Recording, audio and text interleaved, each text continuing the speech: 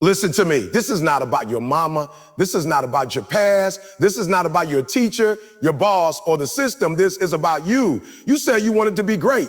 You said you were tired of being average. You said this was your year. But when the alarm clock rang, you hit snooze.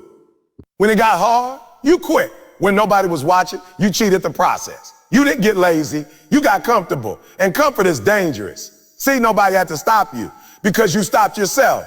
Backhand index pointing right, you let you down. You talked about dreams, but didn't match it with discipline. You wanted success, but avoided sacrifice. You prayed for opportunity, but ran from responsibility. Let me tell you something. You are not tired. You are uninspired. You are not busy. You are distracted. And until you take ownership, nothing changes. No more excuses. No more blaming. No more I'll start tomorrow. You owe yourself the grind. You owe yourself the consistency. You owe yourself the version of you that you promised. Because at the end of the day, when you look in that mirror, backhand index pointing right, you don't see your enemy. Backhand index pointing right, you see your responsibility. So I need you to decide right now, are you going to keep letting yourself down, or are you finally going to show up every single day like your life depends on it? Because it does. Taking full responsibility for your life means accepting that where you are right now, mentally, physically, emotionally, financially, is in some way the result of your own choices, actions, and responses. That idea can feel uncomfortable at first. It can even feel unfair. After all, life throws obstacles at everyone. Circumstances can be harsh, unpredictable, and sometimes completely out of your control. But responsibility is not about blaming yourself for everything that's ever happened to you. It's about recognizing that regardless of what has happened, you are still the one in control of what happens next. When you take responsibility, you stop giving away your power. Every time you blame someone else, your parents, your background, your environment, your boss, the economy, you hand over control of your life to forces outside of you. You tell yourself consciously or unconsciously that you are stuck unless something or someone else changes. And that belief is dangerous because it keeps you waiting instead of acting. Responsibility flips that mindset.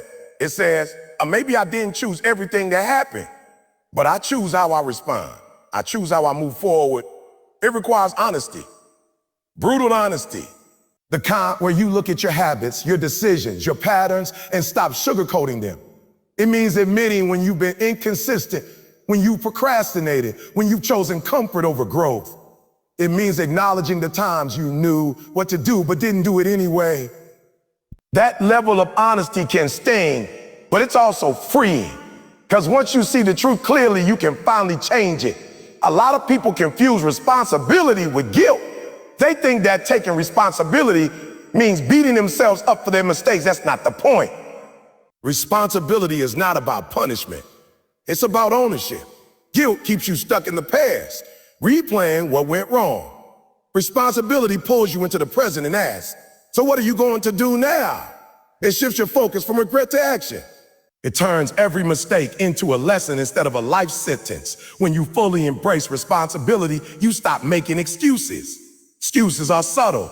They don't always sound like excuses. Sometimes they sound reasonable. I didn't have enough time. Well, I wasn't feeling motivated. Or things didn't go my way. But when you break them down, most excuses are just ways of avoiding accountability. They protect your ego in the short term, but they damage your growth in the long term. Responsibility challenges those excuses. It forces you to ask deeper questions.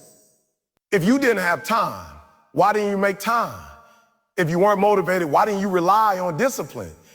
If things didn't go your way, how could you adapt? Taking responsibility also means understanding that your habits shape your outcome. Success and failure are rarely the result of one big moment. They are usually the result of small, repeated actions over time. The daily decisions you make, whether to wake up early or hit snooze, whether to work on your goals or scroll through distractions, whether to push through discomfort or avoid it. These decisions accumulate. They create momentum either in your favor or against you. When you take responsibility, you start paying attention to those small choices. You stop underestimating them. You realize that every action, no matter how minor it seems, is a vote for the person you are becoming. There is also a shift in how you view challenges. Without responsibility, challenges feel like barriers. They feel like reasons to stop or slow down.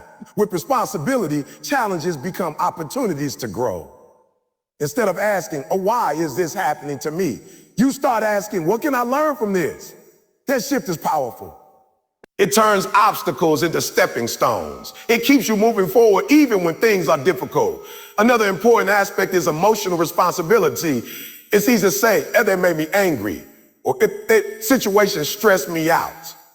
But the truth is, while external events can trigger emotions, you are still responsible for how you manage and express them. Taking responsibility means learning to control your reactions. It means not letting temporary emotions dictate permanent decisions.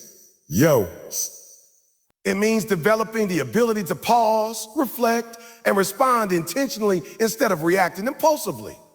Responsibility also requires consistency. It's not something you turn on when you feel motivated and turn off when you don't. It's a mindset you carry every day. There will be days when you feel tired, distracted, or discouraged. On those days, responsibility is what keeps you going. It reminds you that your goals don't disappear just because your mood changes. It pushes you to show up anyway, to do the work even when it's not convenient or exciting. Taking responsibility can feel lonely at times.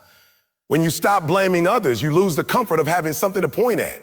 There's no more external target for your frustration. It's just you and your choices.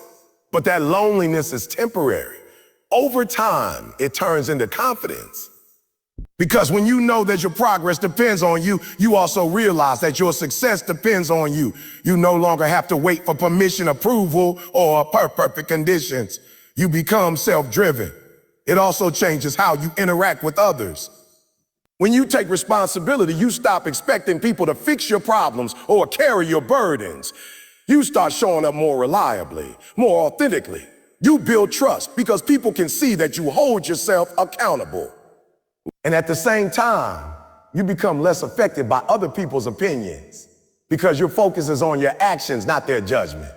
There's a level of discipline that comes with responsibility. Discipline is doing what needs to be done, even when you don't feel like doing. Though, responsibility fuels discipline because it removes the option of avoidance. When you truly believe that your outcomes depend on your actions, you don't wait for motivation. You act because you know it matters. You act because you understand the consequences and the consequences of not acting. Another layer of responsibility is long-term thinking. It's easy to make decisions based on immediate comfort. It's harder to make decisions based on future benefits. Responsibility pushes you to think ahead.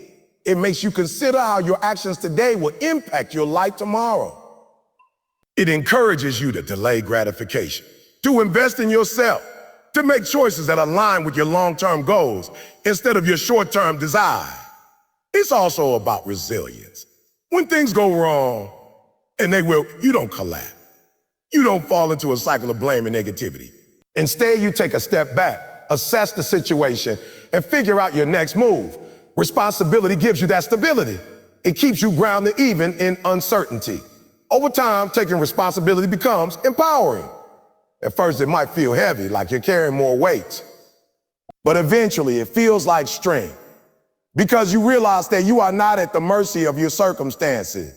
You are an active participant in your life. You have influence. You have control over your actions, your mindset, your effort. And once you truly understand that, everything changes. You stop waiting. You stop hesitating. You stop looking for shortcuts or easy ways out. You start building something real, something sustainable. You take ownership of your growth, your failures, your progress. It's not a one-time decision. It's a daily commitment. Every day you have to choose responsibility again. In your thoughts, in your actions, in your reaction. Some days you'll get it right. Some days you won't. But the key is to keep choosing it, to keep coming back to it, to keep reminding yourself that your life is in your hands. Because at the end of the day, taking full responsibility is not about perfection. It's about control. It's about recognizing that no matter where you start, you have the ability to move forward. Step by step, decision by decision, action by action. And that realization that everything begins with you is where real change starts. Stop blaming others for your failures means breaking one of the most common habits that quietly holds people back. Blame is easy. It feels natural. When something doesn't go the way you expected, your mind immediately looks for a reason outside of yourself. It points to people, situation, timing, bad luck, unfair systems, or anything that helps you avoid discomfort. And for a moment that feels good, it protects your ego. It gives you a sense of relief, but that relief comes at a cost, and the cost is your growth.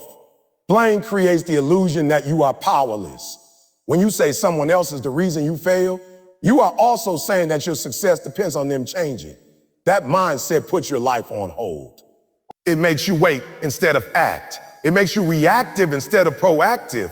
Over time, it becomes a habit so deeply rooted that you don't even realize you're doing it.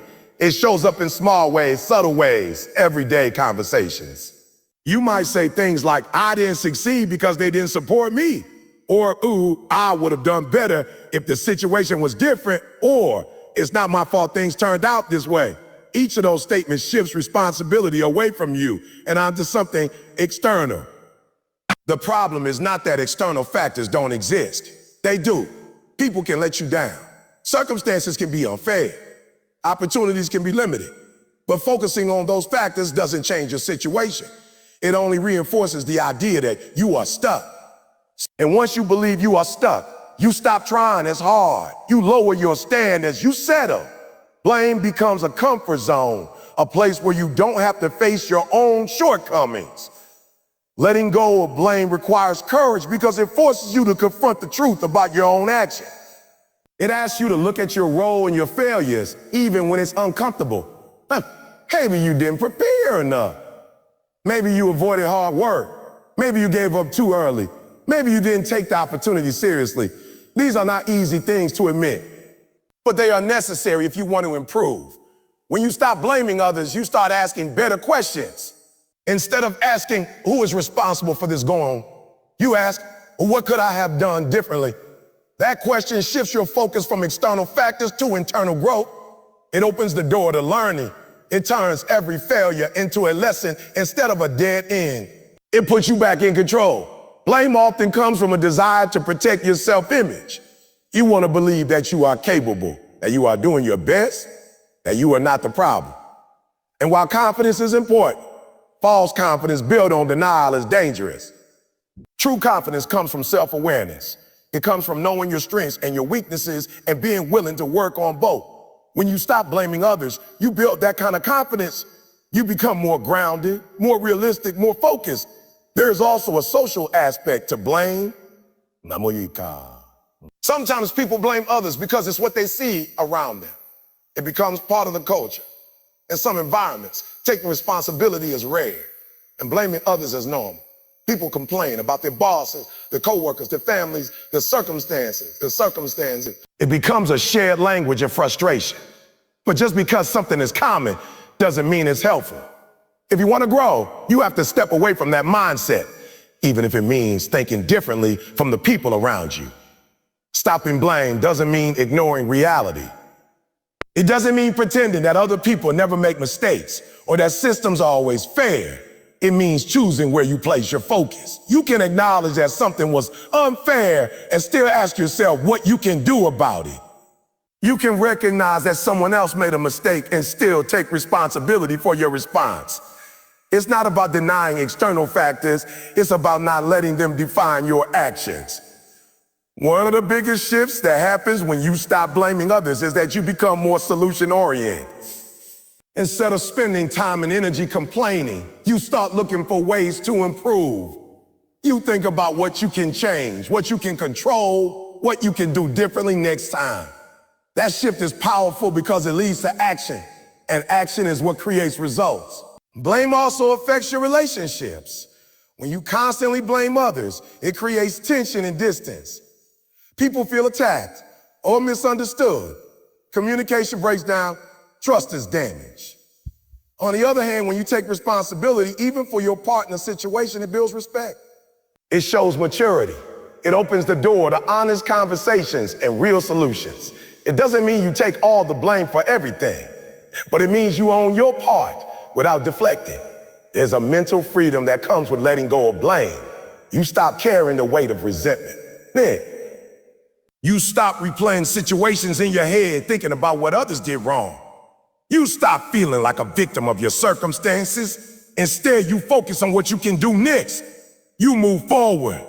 That forward movement is what keeps you growing. Blame often hides deeper issues like fear and insecurity. Sometimes people blame others because they are afraid of failure. If they admit that they are responsible, they also have to admit that they might fail again. Blame becomes a shield, a way to avoid that fear. But avoiding fear doesn't eliminate it. It just keeps you stuck. Facing it, on the other hand, allows you to grow beyond it. Another important aspect is accountability. When you stop blaming others, you hold yourself accountable. You set standards for your actions and your behavior. You measure your progress honestly. You don't make excuses when you fall short. Instead, you adjust and keep going. That level of accountability is what separates people who improve from those who stay the same. It also changes how you handle setbacks. Without blame, setbacks become part of the process instead of something to resist. You accept them, learn from them, and move on. You don't waste time trying to assign fault. You focus on what matters. Progress. That mindset makes you more resilient because you are not easily discouraged by difficulties. There's also a sense of ownership that comes with this mindset. When you stop blaming others, you take ownership of your life. You recognize that your outcomes are connected to your actions. That realization can be intimidating, but it is also empowering. Because if your actions can lead to failure, they can also lead to success. The same principle works both ways. Over time, this way of thinking becomes a habit. You naturally start looking inward instead of outward. You become more reflective. You analyze your decisions more carefully. You learn from your experiences more effectively. And as a result, you grow faster. You improve not just in one area, but in multiple areas of your life.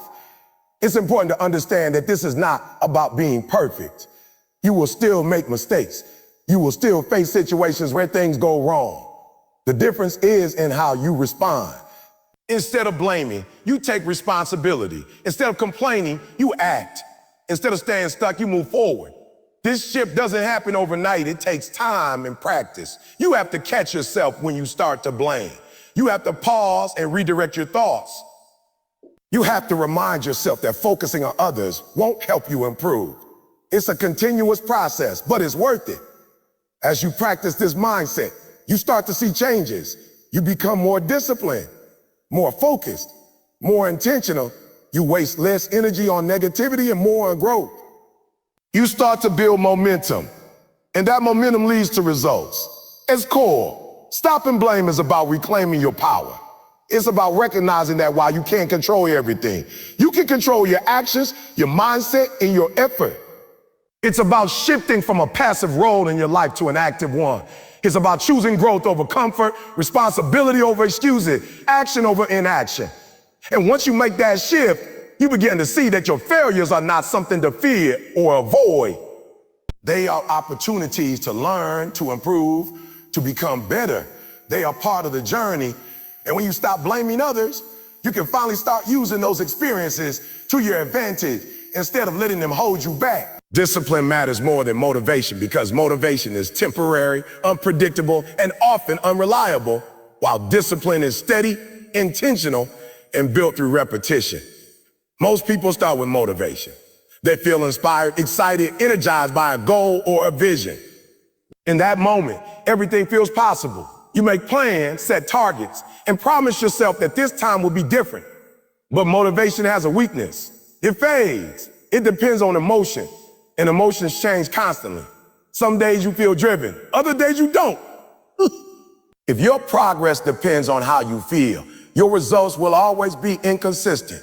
Discipline, on the other hand, doesn't ask how you feel. It doesn't wait for the perfect mood or the right conditions. It operates on commitment. It is a decision to do what needs to be done, regardless of whether you feel like doing it or not. That is what makes it powerful. It removes the emotional variable from your action.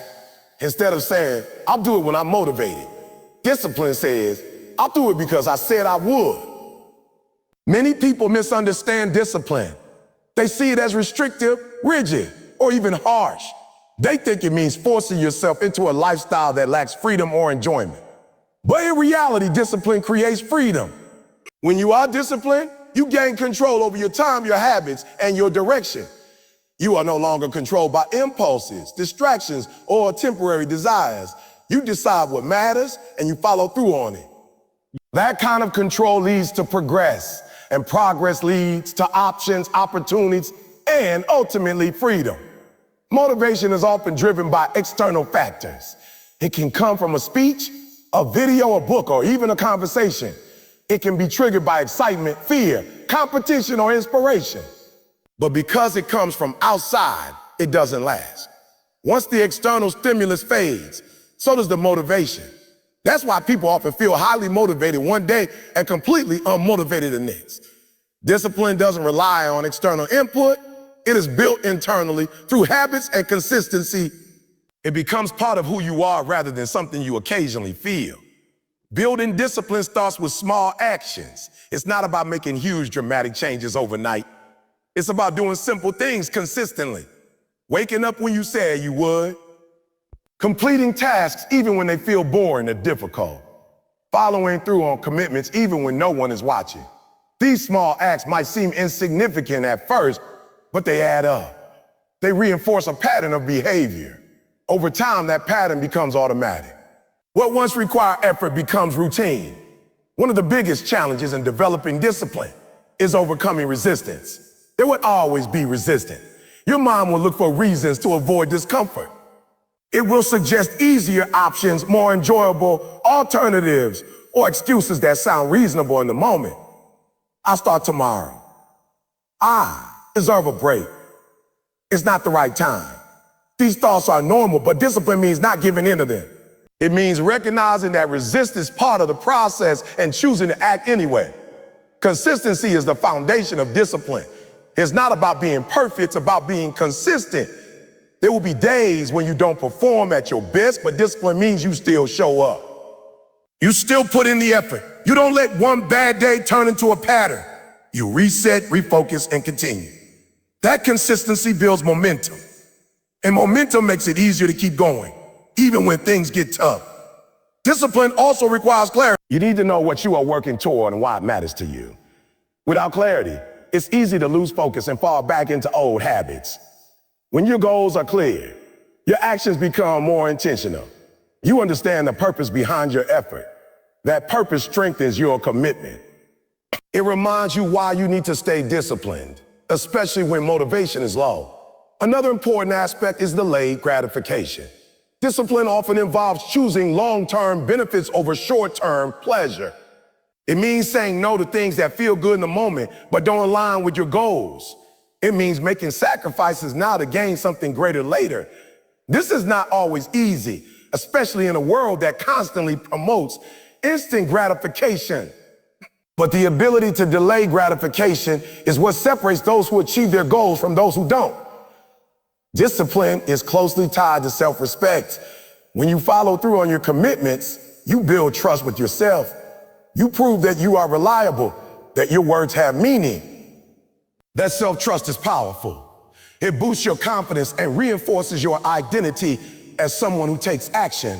On the other hand, when you repeatedly rely on motivation and fail to act, you weaken that trust. You start to doubt yourself. Discipline helps you rebuild and maintain that trust. Environment plays a role in discipline as well. While discipline is internal, your surroundings can either support or challenge it. A distracting environment makes it harder to stay focused. A supportive environment makes it easier. That's why it's important to set yourself up for success. Remove unnecessary distractions. Create routines that make disciplined actions easier to follow. Surround yourself with people who value consistency and effort. These factors don't replace discipline, but they reinforce it. Discipline also helps you manage time effectively. When you rely on motivation, you tend to work in bursts. You might be highly productive for a short period and then lose momentum. This leads to inconsistency and inefficiency. With discipline, you create structure. You allocate time for important tasks and stick to it. You develop a rhythm. That rhythm allows you to make steady progress over time rather than rely on occasional bursts of energy. There is also a mental toughness that comes with discipline. It trains you to handle discomfort, to push through challenges, to stay focused under pressure. This toughness is not something you are born with. It is developed through repeated effort. Every time you choose discipline over comfort, you strengthen that mental resilience. Over time, what once felt difficult becomes manageable, and what once felt impossible becomes achievable. Another key point is that discipline reduces decision fatigue. When you have established habits and routine, you don't have to constantly decide what to do. You already know. This saves mental energy and reduces the chances of making poor choices. Instead of debating whether to act, you simply act. That simplicity is one of the reasons discipline is so effective. It's also important to understand discipline and motivation are not enemies.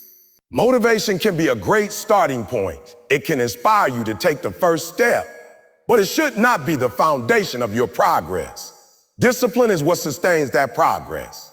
It is what keeps you moving forward long after the initial excitement has faded. Setbacks are inevitable, even with discipline. There will be times when you slip, when you don't follow through, when you lose focus. This doesn't mean you'll never fail. It means you don't stay down. You recognize a setback, learn from it, and get back on track. You don't let one mistake define your entire journey. That ability to recover quickly is a key part of staying disciplined. Over time, discipline shapes your identity. You stop seeing it as something you have to force yourself to do and start seeing it as part of who you are. You become someone who follows through, someone who is consistent, someone who does the work regardless of circumstances. That identity shift is powerful because it changes how you approach everything in your life. Discipline also creates a sense of accomplishment. When you complete tasks, stick to your plans, and make progress, you feel a sense of pride. That feeling reinforces your behavior. It motivates you in a different way, not through excitement, but through satisfaction. You begin to appreciate the process, not just the outcome. It's worth noting that discipline is not about being extreme or rigid. It's about balance. It's about knowing when to push and when to rest. Rest is part of discipline too, as long as it is intentional and not an excuse to avoid effort. The goal is sustainability. You want a system that you can maintain over the long term, not something that burns you out quickly. In the end, discipline matters more than motivation because it is reliable. It doesn't depend on how you feel, what's happening around you, or whether the conditions are perfect. It depends on your commitment and your willingness to act, turns goals into actions and actions into results, bridges the gap between where you are and where you want to be. When you rely on discipline, you stop waiting for the right moment. You create the moment. You create the moment. You take control of your actions, your time, and your direction. You build habits that support your goals. You develop the resilience to keep going, even when it's hard. And step by step, you move forward. Not because you feel like it, but because you decided that you would. Comfort feels safe. It feels familiar, predictable, and easy to live with. It's the place where you don't have to stretch, don't have to risk, don't have to face uncertainty. At first glance, it seems like something positive, something you've earned after or struggle. But when comfort becomes a habit instead of a temporary state, it slowly turns into a barrier. It starts to limit your growth, your ambition, and your potential without you even realizing it. The danger of comfort is that it doesn't announce itself as a problem. It doesn't feel like failure. In fact, it often feels like success. You reach a point where things are stable, manageable, and predictable, and you tell yourself that this is enough. There's no immediate pressure to change, no urgent reason to push harder. That's what makes it so subtle. You don't notice the stagnation because everything feels okay. But okay can quietly replace a great, and over time, you settle for less than what you're capable of achieving. Growth, by its nature, requires discomfort. It requires stepping into situations where you are uncertain, challenged, and sometimes even overwhelmed. It means doing things you're not good at yet, facing the possibility of failure and pushing through resistance. These experiences are not pleasant, which is why many people avoid them. Comfort offers an escape from that difficulty. It gives you a reason to stay where you are instead of moving forward. One of the biggest ways comfort holds people back is by creating a false sense of security. When you are comfortable, you feel like things are under control. You know your routine, your environment, your limits. But that sense of control is often temporary. The world changes, circumstances shift, and opportunities pass by. If you are too comfortable, you may not be prepared to adapt. You may resist change instead of embracing it. And in a constantly evolving world, that resistance can leave you behind. Comfort also affects your mindset. It encourages complacency. You stop striving for improvement because there is no immediate need. You stop setting higher goals because what you have feels sufficient.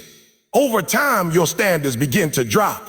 You accept things that you would have once challenged. You settle for habits that don't push you. That slow decline doesn't happen overnight. It happens gradually, almost invisibly, until one day you realize that you haven't made progress in a long time. There's also a psychological attachment to comfort. Once you get used to a certain level of ease, it becomes your baseline. Anything that disrupts that ease feels uncomfortable, even if it's necessary for growth. You begin to avoid situations that challenge you because they feel unfamiliar or difficult. You choose the path of least resistance, not because it's the best option, but because it's the easiest. That pattern reinforces itself over time, making it harder and harder to break out of. Another issue with comfort is that it limits your exposure to new experiences. When you stay within your comfort zone, you tend to repeat the same routines, interact with the same people, and engage in the same activities. While this can feel stable, it also reduces your opportunities to learn and grow. New experiences often come with uncertainty, and uncertainty is uncomfortable. But it is also where learning happens. By avoiding discomfort, you also avoid the chance to expand your skills, perspective, and understanding. Comfort can also disguise fear. Sometimes what you call it being comfortable is actually avoiding something that scares you. It could be fear of failure, fear of judgment, fear of rejection, or even fear of success. Staying in your comfort zone allows you to avoid confronting those fears. It gives you an excuse to not take risks. But avoiding fear doesn't eliminate it. It just keeps it here, controlling your decisions from the background. The relationship between comfort and effort is also important. When you are comfortable, you tend to put in less effort. Not because you are lazy, but because there's no immediate pressure to do more. You do just enough to maintain your current state. That might be enough in the short term, but in the long term, it leads to stagnation. Effort is what drives improvement. And without it, progress slows down or stops entirely. There is also a connection between comfort and discipline. Discipline requires you to do things that are not always comfortable. It asks you to push through resistance, to stay consistent, to prioritize long-term goals over short-term ease. Comfort works against that. It encourages you to choose what feels good now instead of what will benefit you later. That conflict can make it difficult to stay disciplined, especially when the comfortable option is always available. Breaking out of comfort requires awareness. You have to recognize when you are settling, when you are avoiding challenges, when you are choosing ease over growth. This awareness is the first step. Without it, you can remain stuck without even realizing it. Once you become aware, you can start making different choices. You can intentionally put yourself in situations that challenge you. You can set goals that require effort and stretch your abilities. It's important to understand that stepping out of your comfort zone doesn't mean constantly pushing yourself to extremes. It's not about being uncomfortable all the time. It's about balance. It's about regularly challenging yourself in ways that promote growth. Small, consistent steps outside your comfort zone can have a significant impact over time. You don't need to make drastic changes overnight. You just need to be willing to move beyond what feels easy. Another key aspect is reframing how you view discomfort. Instead of seeing it as something negative, you can start to see it as a sign of growth. When something feels difficult or unfamiliar, it often means you are learning or improving. That shift in perspective can make it easier to embrace challenges instead of avoiding them. It changes your relationship with discomfort from something to fear to something to use. There is also a level of resilience that comes from leaving your comfort zone. When you face challenges and push through them, you build confidence in your ability to handle difficulty. You realize that you are capable of more than you thought. That confidence makes it easier to take on new challenges in the future.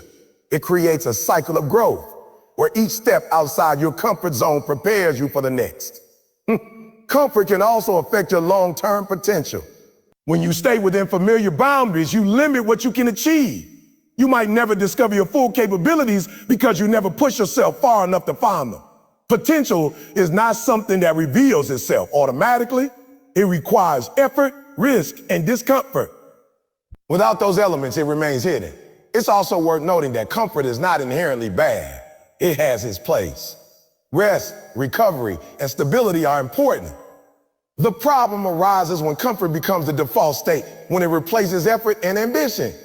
It should be something you return to temporarily, not something you stay in permanently. The key is to use comfort strategically, not to let it control your choices.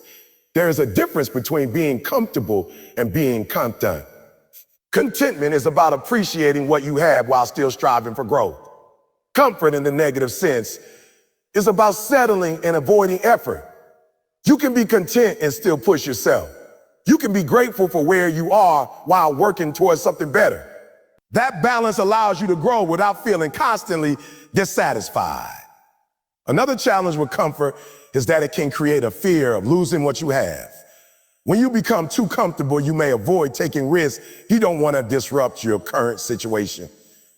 You might think, what if I lose this stability? That fear can keep you from pursuing opportunity that could lead to greater success. It keeps you anchored in place, even when there's potential for growth.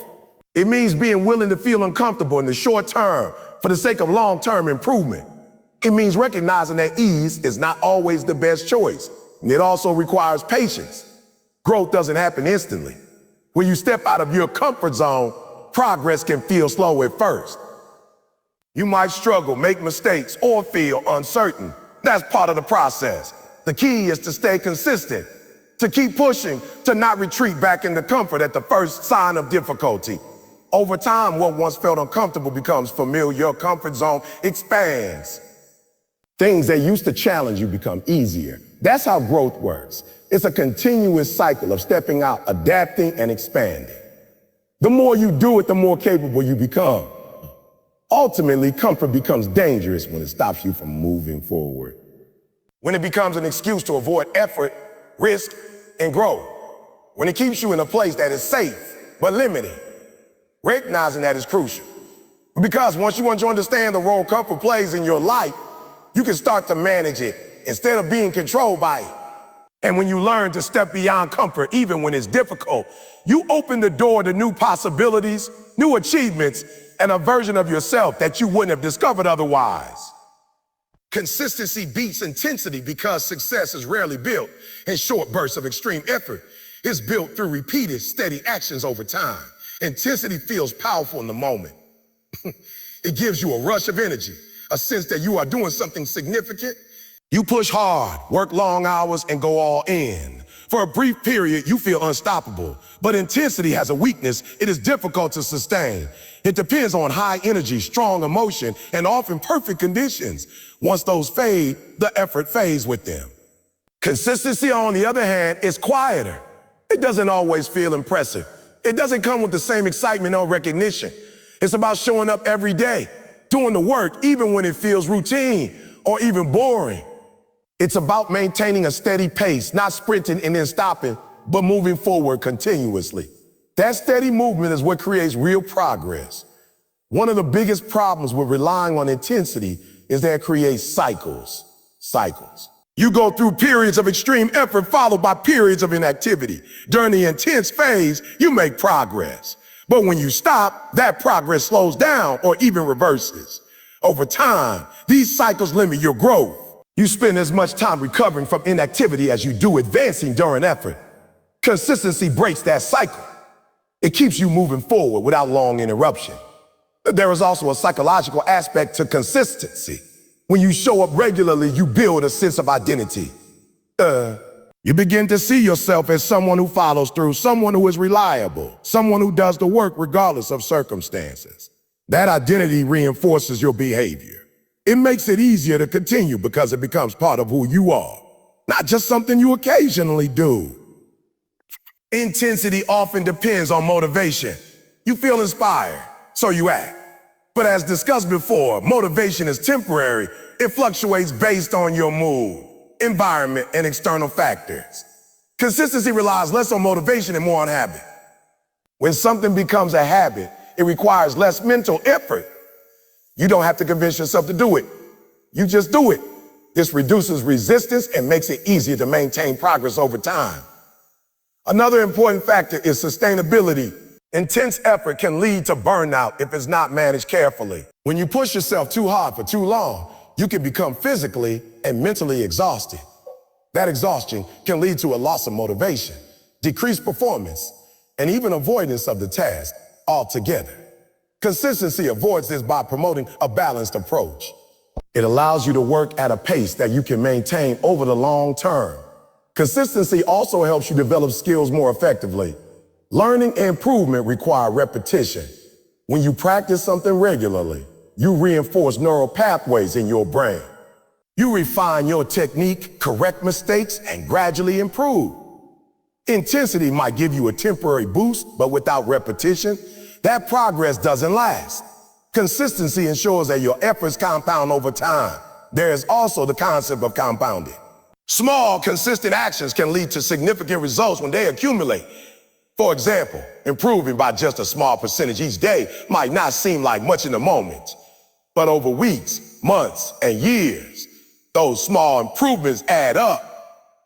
They create a level of progress that is difficult to achieve through occasional bursts of effort.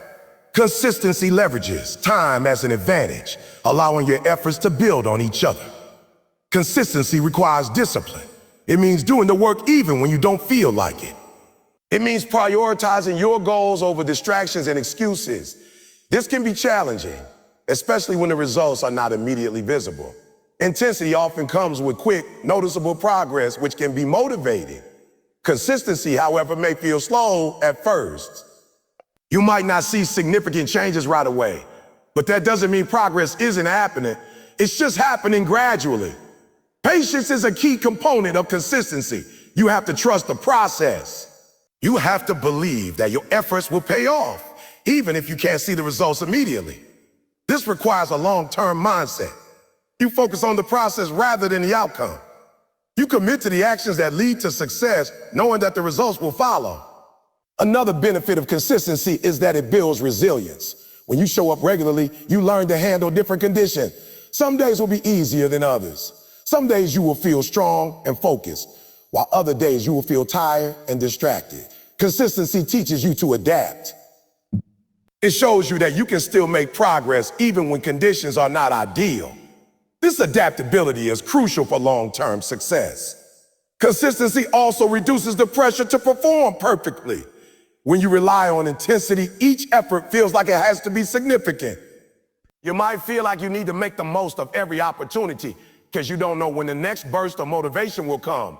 This can create stress and anxiety. With consistency, each day is just one part of a larger process. If one day doesn't go perfectly, it's not a big deal. You have another opportunity the next day. There is also a sense of momentum that comes with consistency. When you take action regularly, it becomes easier to continue. Momentum builds over time, making each step feel more natural.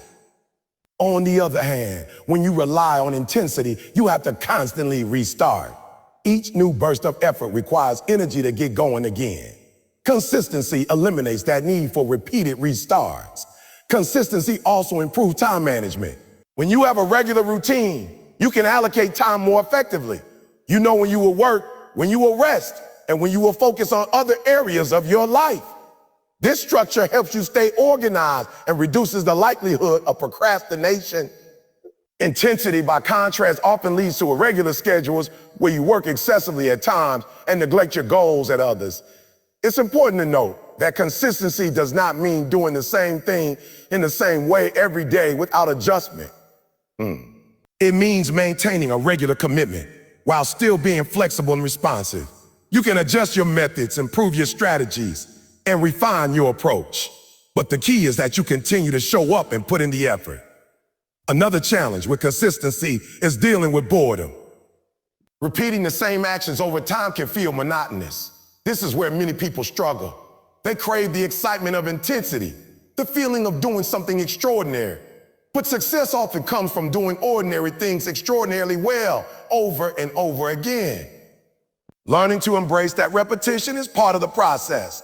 Consistency also builds trust with others.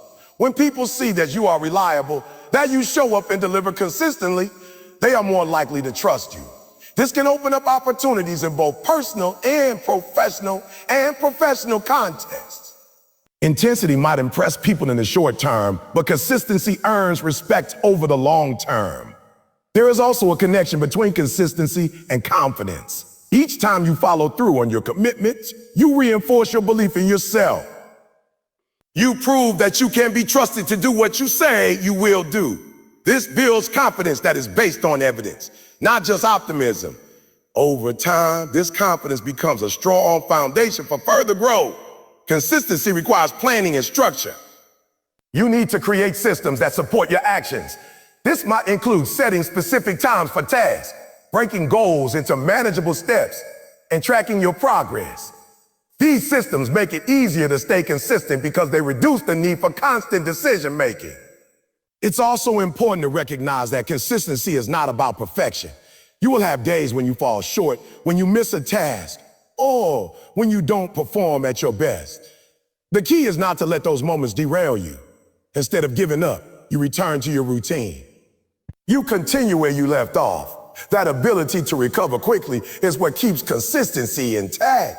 Over time, the results of consistency become evident. They might not be dramatic at first, but they are meaningful and lasting. You build skills, develop habits, and make progress that is difficult to lose.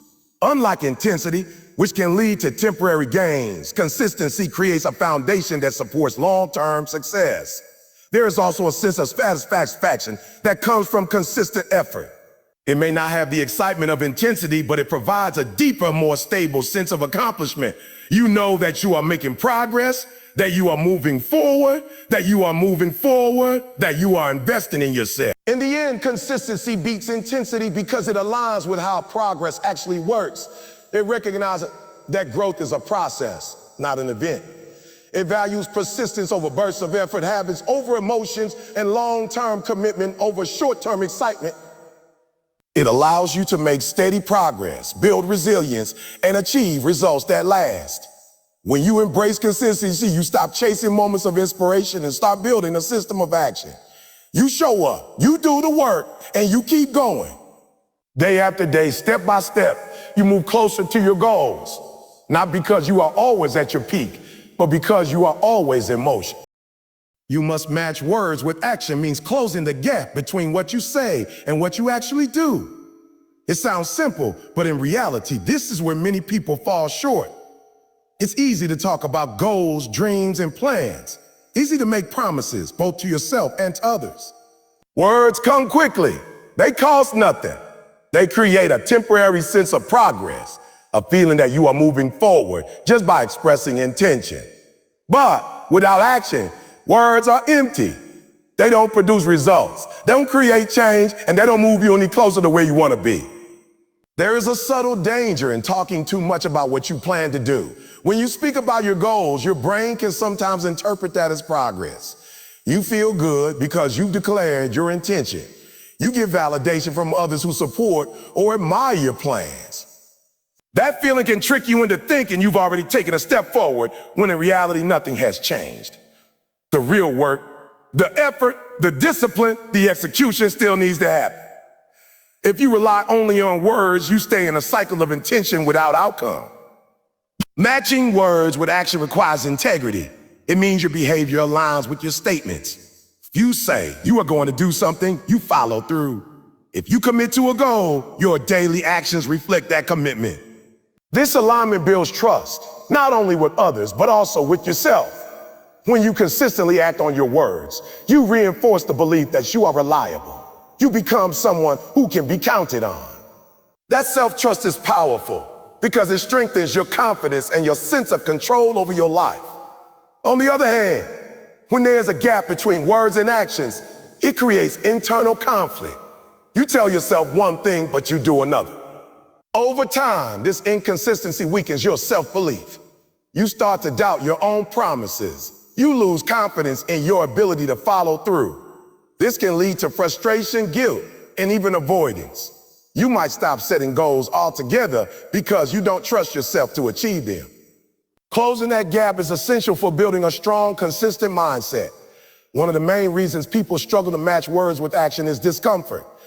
Taking action often requires effort, discipline, and sometimes risk. It's easier to talk about doing something than to actually do it. Words allow you to stay in a safe, comfortable space. Action pushes you into uncertainty. It requires you to face challenges, make mistakes, and deal with outcomes that are not guaranteed. This discomfort can create resistance, which leads to hesitation or procrastination. Another factor is fear. Fear of failure, fear of judgment not being good enough. When you speak about your goals, you are in control of the narrative. You can present yourself in a positive light. But when you take action, you expose yourself to the possibility of falling short. That fear can cause you to delay or avoid action altogether. You might keep talking about your plans, refining them, or waiting for the right time instead of actually starting. There's also a lack of clarity that can contribute to this gap. Sometimes people say they want something, but they don't have a clear plan for how to achieve it. Without a clear path, it's difficult to take consistent action. Words become vague and actions become inconsistent. To match words with action, you need to be specific. You need to define what you want, break it down into steps, and understand what needs to be done on a daily basis. Consistency plays a major role in this process. It's not enough to take action once or twice. Matching words with action means doing it repeatedly. It means building habits that support your goals. If you say you want to improve in a certain area, your daily routine should reflect that. Small, consistent actions are what turn intentions into results. Without consistency, even the best intentions remain unrealized. Accountability is another important element. When you hold yourself accountable, you take responsibility for your actions. You don't make excuses when you fall short. Instead, you recognize the gap and work to close it. This requires honesty. You have to be willing to admit when your actions don't align with your words. That honesty allows you to make adjustments and improve. It can also be helpful to create external accountability. Sharing your goals with someone who can check in on your progress can increase your commitment. When others are aware of your intentions, there is an added level of responsibility. However, it's important that this doesn't replace your internal accountability. Ultimately, the decision to act has to come from you. Another aspect is time management.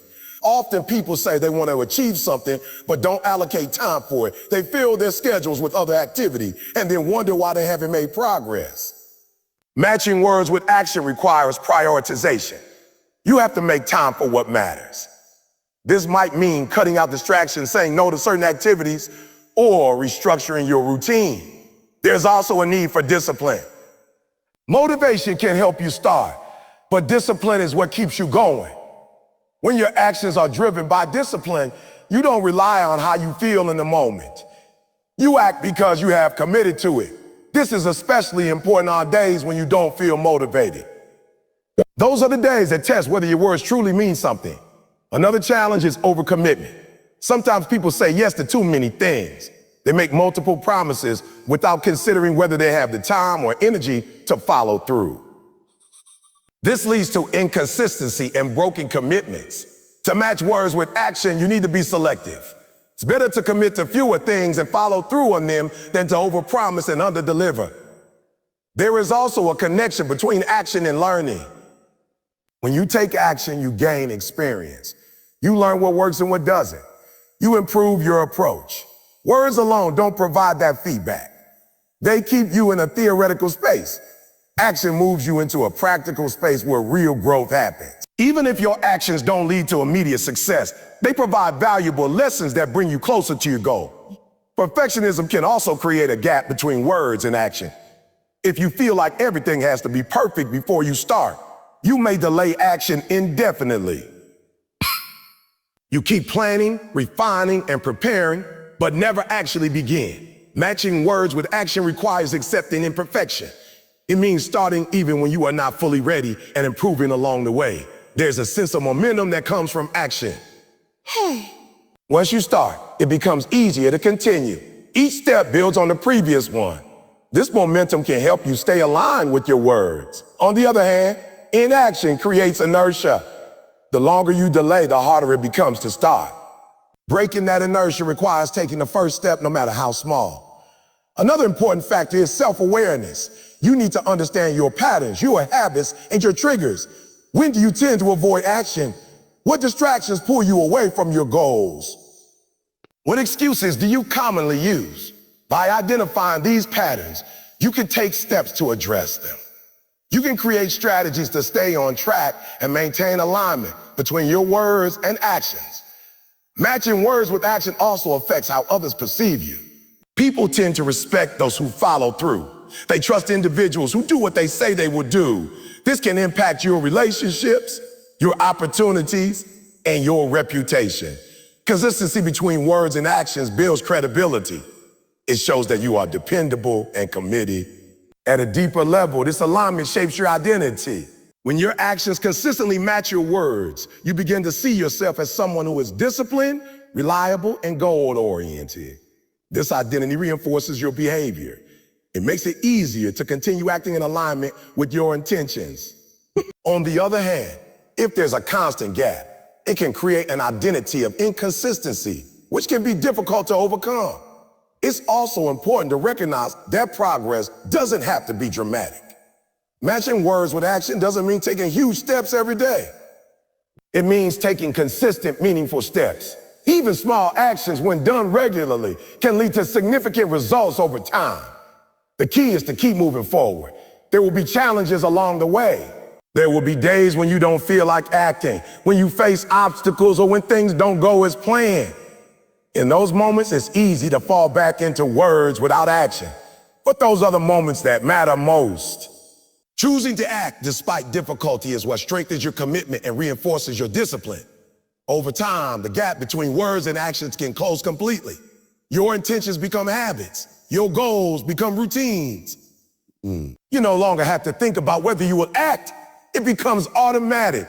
This level of alignment creates a sense of stability and confidence. You know that what you say has meaning because it is backed by action. Ultimately, matching words with action is about living with integrity. It's about being honest with yourself and following through on your commitments. It's about turning intentions into reality through consistent effort. It's about recognizing that words alone aren't enough. And that real change comes from what you do, not just what you say. Excuses kill dreams in a way that is often quiet and unnoticed. They don't destroy ambition overnight. Instead, they slowly weaken it until what once felt important no longer has the same urgency. An excuse doesn't feel like failure in the moment. It feels justified, reasonable, even necessary. That's what makes it dangerous. It disguises itself as logic when in reality it is avoidance. Every time you make an excuse, you create a small gap between where you are and where you want to be. One excuse might not seem like much. Skipping one day, delaying one task, avoiding one responsibility, it feels insignificant. But these moments accumulate. Over time, they form a pattern. That pattern becomes a habit, and that habit shapes your result. Dreams don't disappear because of one big decision. They fade because of repeated small decisions to avoid what needs to be done. Excuses often come from discomfort. When something feels difficult, uncertain, or inconvenient, your mind looks for a way out. It tries to protect you from effort, failure, or stress. It offers reasons that allow you to step back without feeling guilty. I'm too tired. I'm too tired. I don't have enough time. I'll do it later. These statements feel valid in the moment, but they shift your focus away from action. They prioritize comfort over progress. There is also a connection between excuses and fear. Fear of failure is one of the most common reasons people make excuses. If you don't try, you don't fail. If you delay, you avoid the risk of falling short. Excuses create a buffer between you and that fear. They allow you to maintain the idea that you can succeed without actually testing it. But that safety comes at a cost. Without action, there is no progress. And without progress, your potential remains unrealized. Excuses can also be tied to a desire to maintain a positive self-image. Admitting that you didn't put in the effort, that you lack discipline, or that you avoided responsibility can be uncomfortable. It challenges how you see yourself. Excuses help you protect that image. They allow you to place the responsibility elsewhere, on time, circumstances, other people, or external factors. This protects your ego in the short term, but it prevents growth in the long term.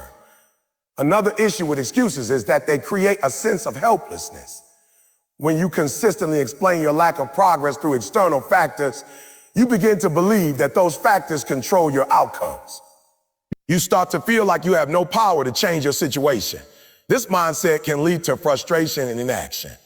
You wait for conditions to improve instead of taking steps to improve them yourself. Excuses also affect your level of commitment. When you are truly committed to something, you find ways to make it happen. You adapt, adjust, and push through challenges. But when you rely on excuses, your commitment becomes conditional. You only act when it is convenient, when conditions are ideal, or when you feel motivated. This inconsistency makes it difficult to achieve meaningful results. There is a subtle difference between a reason and an excuse. A reason explains a situation, while an excuse justifies inaction. Understanding this difference is important. There will always be legitimate challenges, lack of resources, unexpected obstacles, difficult circumstances. These are real issues that need to be addressed. But even in those situations, you still have a choice. You can focus on what you can do, or you can focus on why you can't. Excuses keep you focused on limitations, while responsibility shifts your focus to possibility. Excuses also become easier over time. The more you use them, the more natural they feel. They become your default response to challenges. This makes it harder to break the pattern because it feels normal. You might not even realize how often you are making excuses. They can become part of your thinking, influencing your decisions without you consciously noticing. Breaking free from excuses requires awareness. You have to recognize when you are making them. This involves paying attention to your thoughts and your language. Notice when you say things like, I can't, kinda have time, or it's not the right one. Ask yourself whether these statements are truly valid or if they are ways of avoiding action. This self-awareness is the first step toward change. Once you recognize an excuse, the next step is to challenge it. Question it. If you say you don't have time, ask yourself how you are spending your time. Are there activities you could reduce or eliminate? If you say you are too tired, consider whether your habits are contributing to that fatigue. Are you managing your energy effectively? By questioning your excuses, you begin to see them for what they are, barriers that you have the power to overcome. Another important step is to shift your mindset from avoidance to action. Instead of focusing on why something is difficult, focus on what you can do. Break tasks into smaller steps. Start with something manageable. Action doesn't have to be perfect or complete. It just has to begin. Once you take the first step, it becomes easier to continue. This shift from thinking to doing is crucial for overcoming excuses. Accountability plays a key role in this process. When you hold yourself accountable, you take responsibility for your actions. You don't allow excuses to justify inaction. You acknowledge when you fall short and take steps to improve. This requires honesty and discipline. It also helps to have external accountability, someone who can check in on your progress and challenge your excuses. Excuses also impact your confidence. Each time you avoid action, you reinforce the belief that you are not capable or committed. This can lead to self-doubt and hesitation. On the other hand, when you act despite discomfort, you build confidence. You prove to yourself that you can handle challenges and follow through on your commitments. This creates a positive cycle where action leads to confidence and confidence leads to more action. There is also a connection between excuses and habits. Excuses often support habits that are not aligned with your goals. For example, if you make excuses for not exercising, you reinforce a habit of inactivity. If you make excuses for procrastination, you reinforce a habit of delay.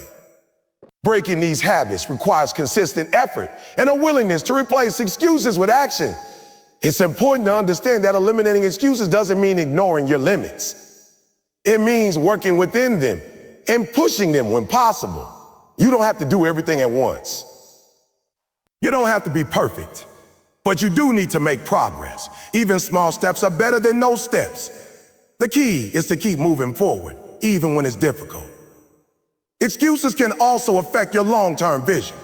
When you repeatedly delay action, your goals start to feel distant and unattainable.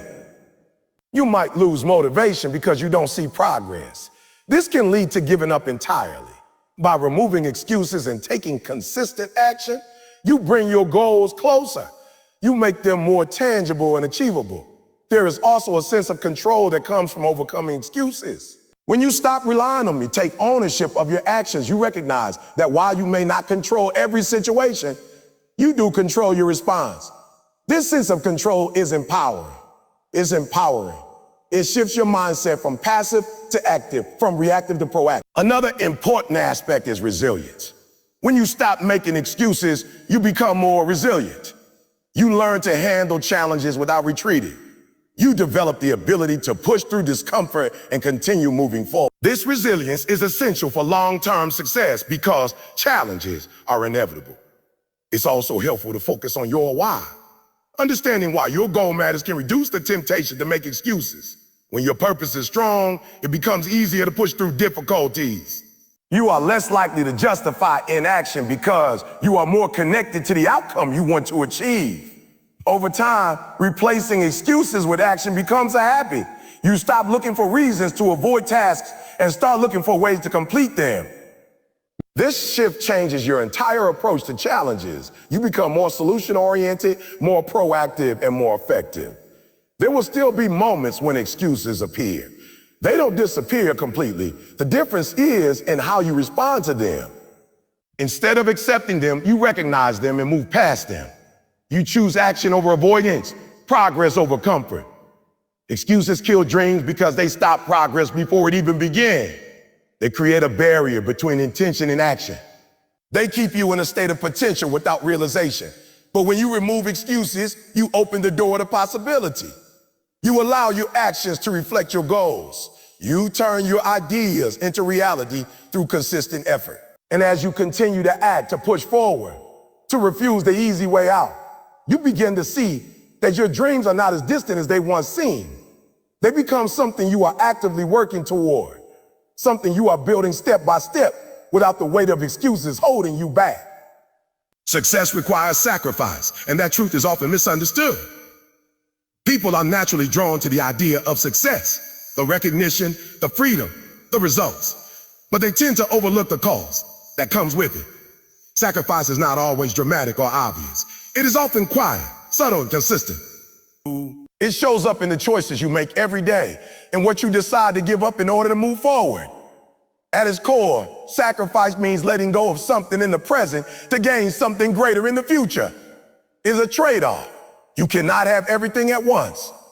Time, energy, and focus are limited resources, and where you choose to invest them determines your outcomes. If you want to achieve something meaningful, you have to be willing to give up certain comforts, distractions, and even opportunities that do not align with your goals. One of the most common sacrifices is time. Everyone has the same amount of time in a day, but how that time is used makes all the difference. If you are serious about your goals, you may have to give up time that could be spent on entertainment, socializing, or relaxing. This doesn't mean eliminating these things entirely, but it does mean prioritizing. It means choosing to work on your goals when it would be easier to do something else. Over time, these choices add up. They create a pattern behavior that supports your progress. Energy is another important factor. Pursuing success requires effort, and effort requires energy. You may have to push yourself even when you feel tired or unmotivated. This can be challenging, especially when you have other responsibilities or demands on your time. Sacrifice in this sense means managing your energy carefully, making sure that you are investing it in activities that move you closer to your goals rather than draining it on things that don't matter. Comfort is often one of the first things that needs to be sacrificed. Comfort is appealing because it feels safe and easy, but it rarely leads to growth. To improve, You have to step outside of what feels familiar. You have to take on challenges, face uncertainty, and deal with discomfort. This might involve learning new skills, taking risks, or putting yourself in situations where you are not immediately successful. These experiences can be difficult, but they are necessary for progress. Another type of sacrifice involves short-term pleasure. Many of the things that feel good in the moment, procrastination, distractions, instant gratification, can interfere with long-term success. Sacrificing these pleasures means delaying gratification. It means choosing to focus on what will benefit you in the future rather than what feels good right now. This requires discipline and self-control, especially in a world where instant rewards are easily accessible. There is also a social aspect to sacrifice. Your goals may require you to spend less time with certain people or to engage differently in social situations. Not everyone will understand your priority. Some may question your choices or even discourage you. Sacrifice in this context means staying committed to your path, even when it feels isolating. It means surrounding yourself with people who support your growth, or at the very least, not allowing others' opinions to derail your progress. Sacrifice can also involve giving up certain identities or habits. As you grow, you may need to let go of behaviors that no longer serve you. This could include habits like procrastination, negative thinking, or lack of discipline. It might also involve changing how you see yourself.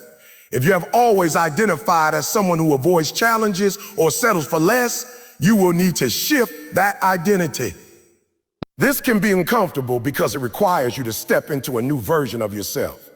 One of the challenges of sacrifice is that the rewards are not immediate. When you give something up, you feel the loss right away, but the benefits may take time to appear. This delay can make it difficult to stay committed. You might question whether the sacrifice is worth it. This is where belief and patience come in. You have to trust that your efforts will pay off, even if you can't see the results yet. Sacrifice is also not a one-time decision. It is an ongoing process. As you move forward, new challenges and opportunities will arise, and you will need to make new choices. What you sacrifice at one stage may be different from what you sacrifice at another. The key is to remain focused on your priorities and to adjust as needed. It's important to understand that sacrifice does not mean neglecting everything else in your life. Balance is still important. The goal is not to eliminate all forms of enjoyment or relaxation, but to ensure that they do not interfere with your progress. Sacrifice is about making intentional choices, not about creating unnecessary hardship. There is also a sense of purpose that comes with sacrifice.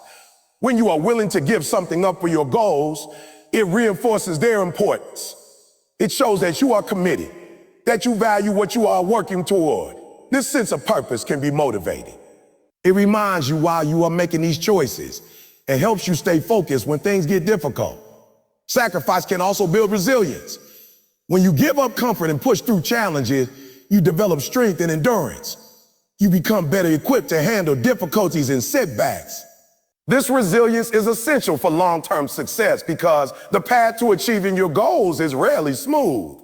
Another important aspect is that sacrifice helps you prioritize. It forces you to decide what truly matters. When you have to give something up, you become more aware of your values and your goals. This clarity can guide your decisions and keep you aligned with your purpose.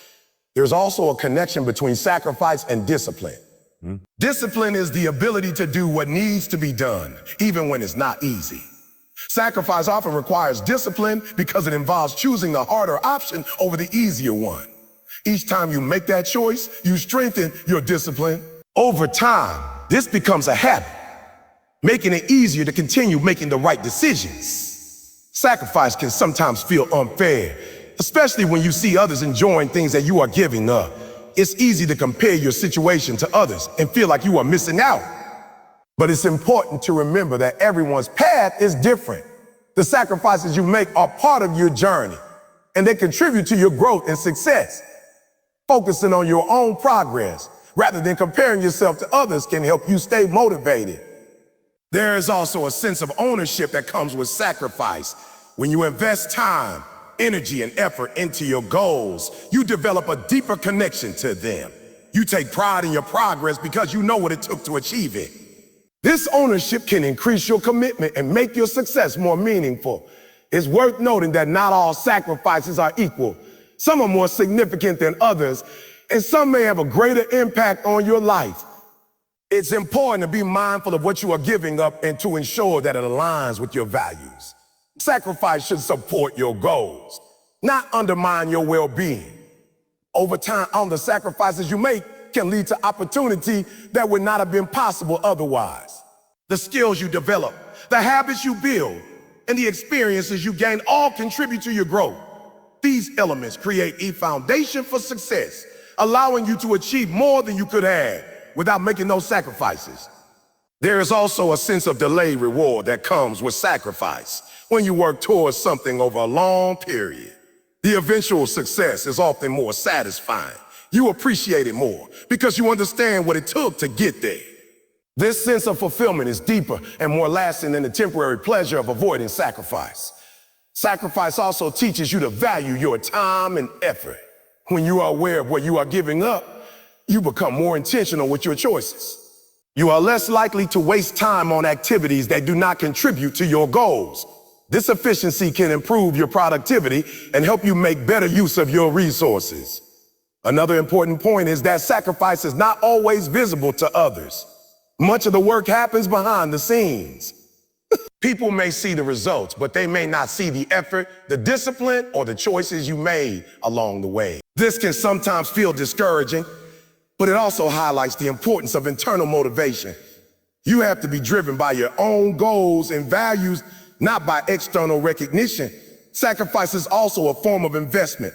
You are investing your time, energy, and effort into your future. Like any investment, it requires patience and consistency.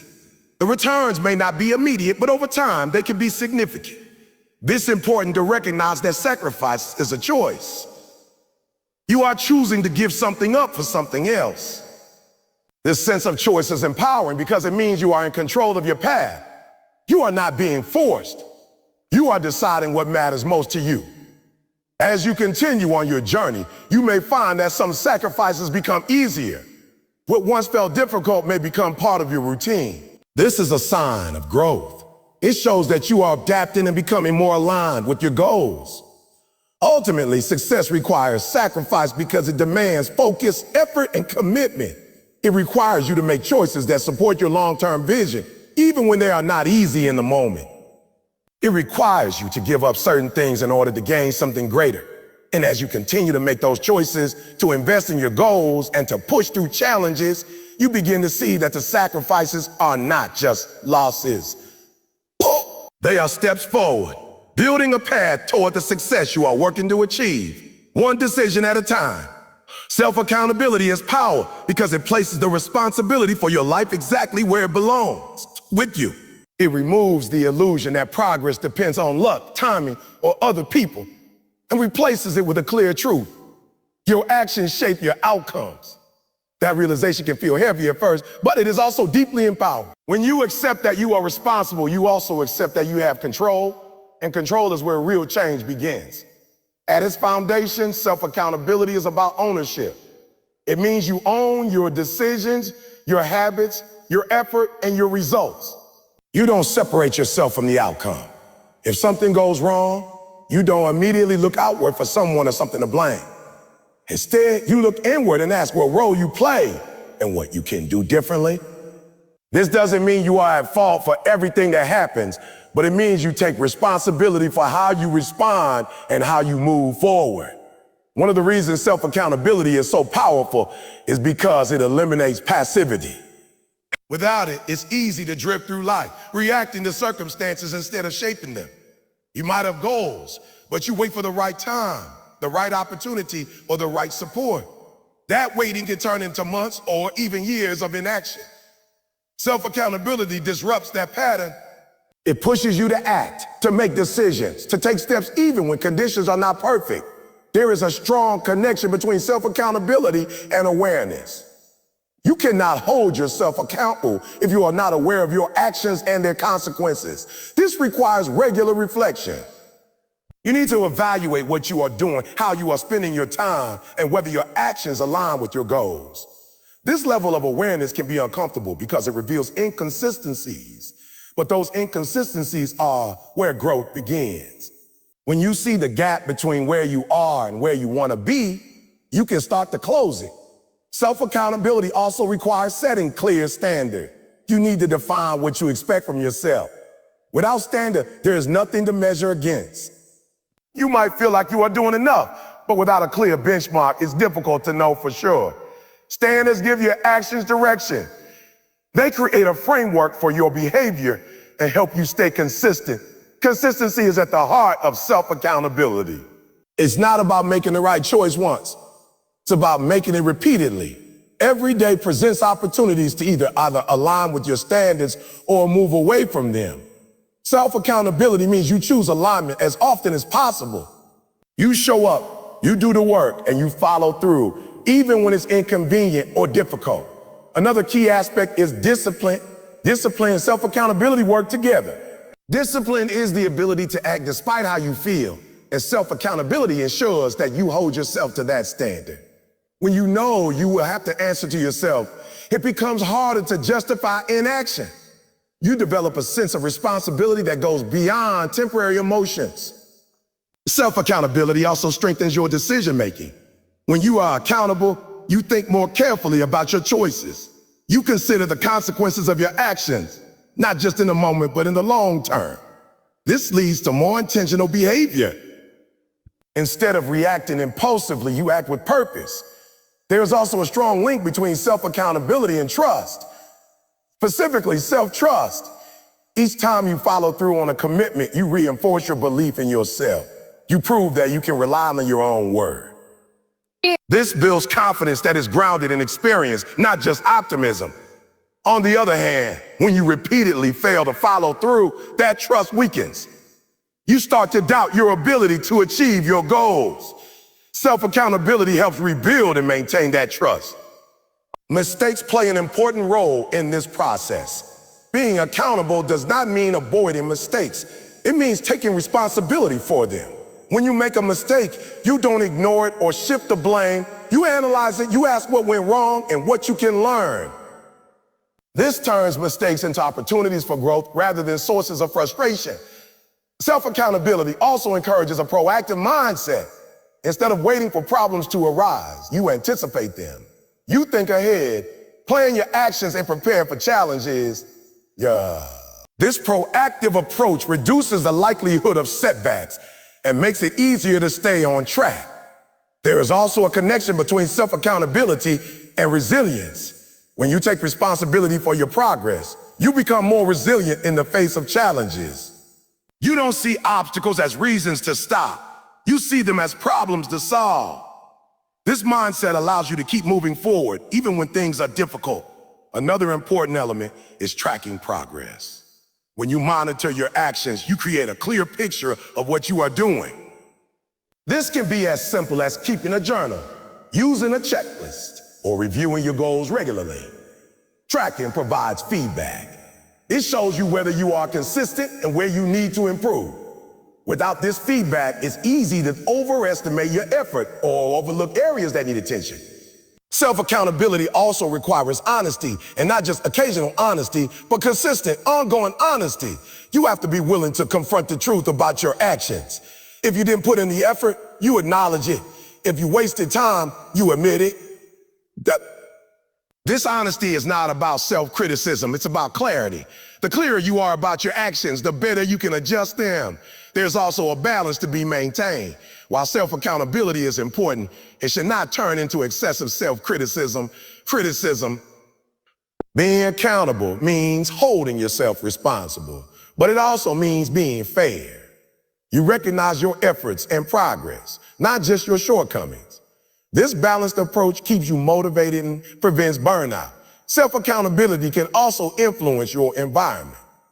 When you take responsibility for your actions, you become more intentional about the people and situations you engage with. You seek out environments that support your goals and minimize those that hinder them. This creates a positive feedback loop where your surroundings reinforce your behavior. Another aspect is independence. When you are self-accountable, you don't rely on external pressure to stay on track. You don't need someone to remind you, push you, or monitor your action. You take initiative. This independence allows you to make progress regardless of your circumstances. Even in challenging environments, you can maintain your standards. Self-accountability also improves your relationships with others. When you are responsible for your actions, you are more reliable and trustworthy. People can depend on you because you hold yourself to a high standard. This builds respect and strengthens your connections. There is also a long-term impact. Self-accountability is not just about achieving specific goals. It's about building a mindset that supports continuous growth. It becomes part of how you approach everything: work, relationships, personal development. This consistency creates a stable foundation for success. It's important to recognize that self-accountability is a skill that develops over time. It's not something you master instantly.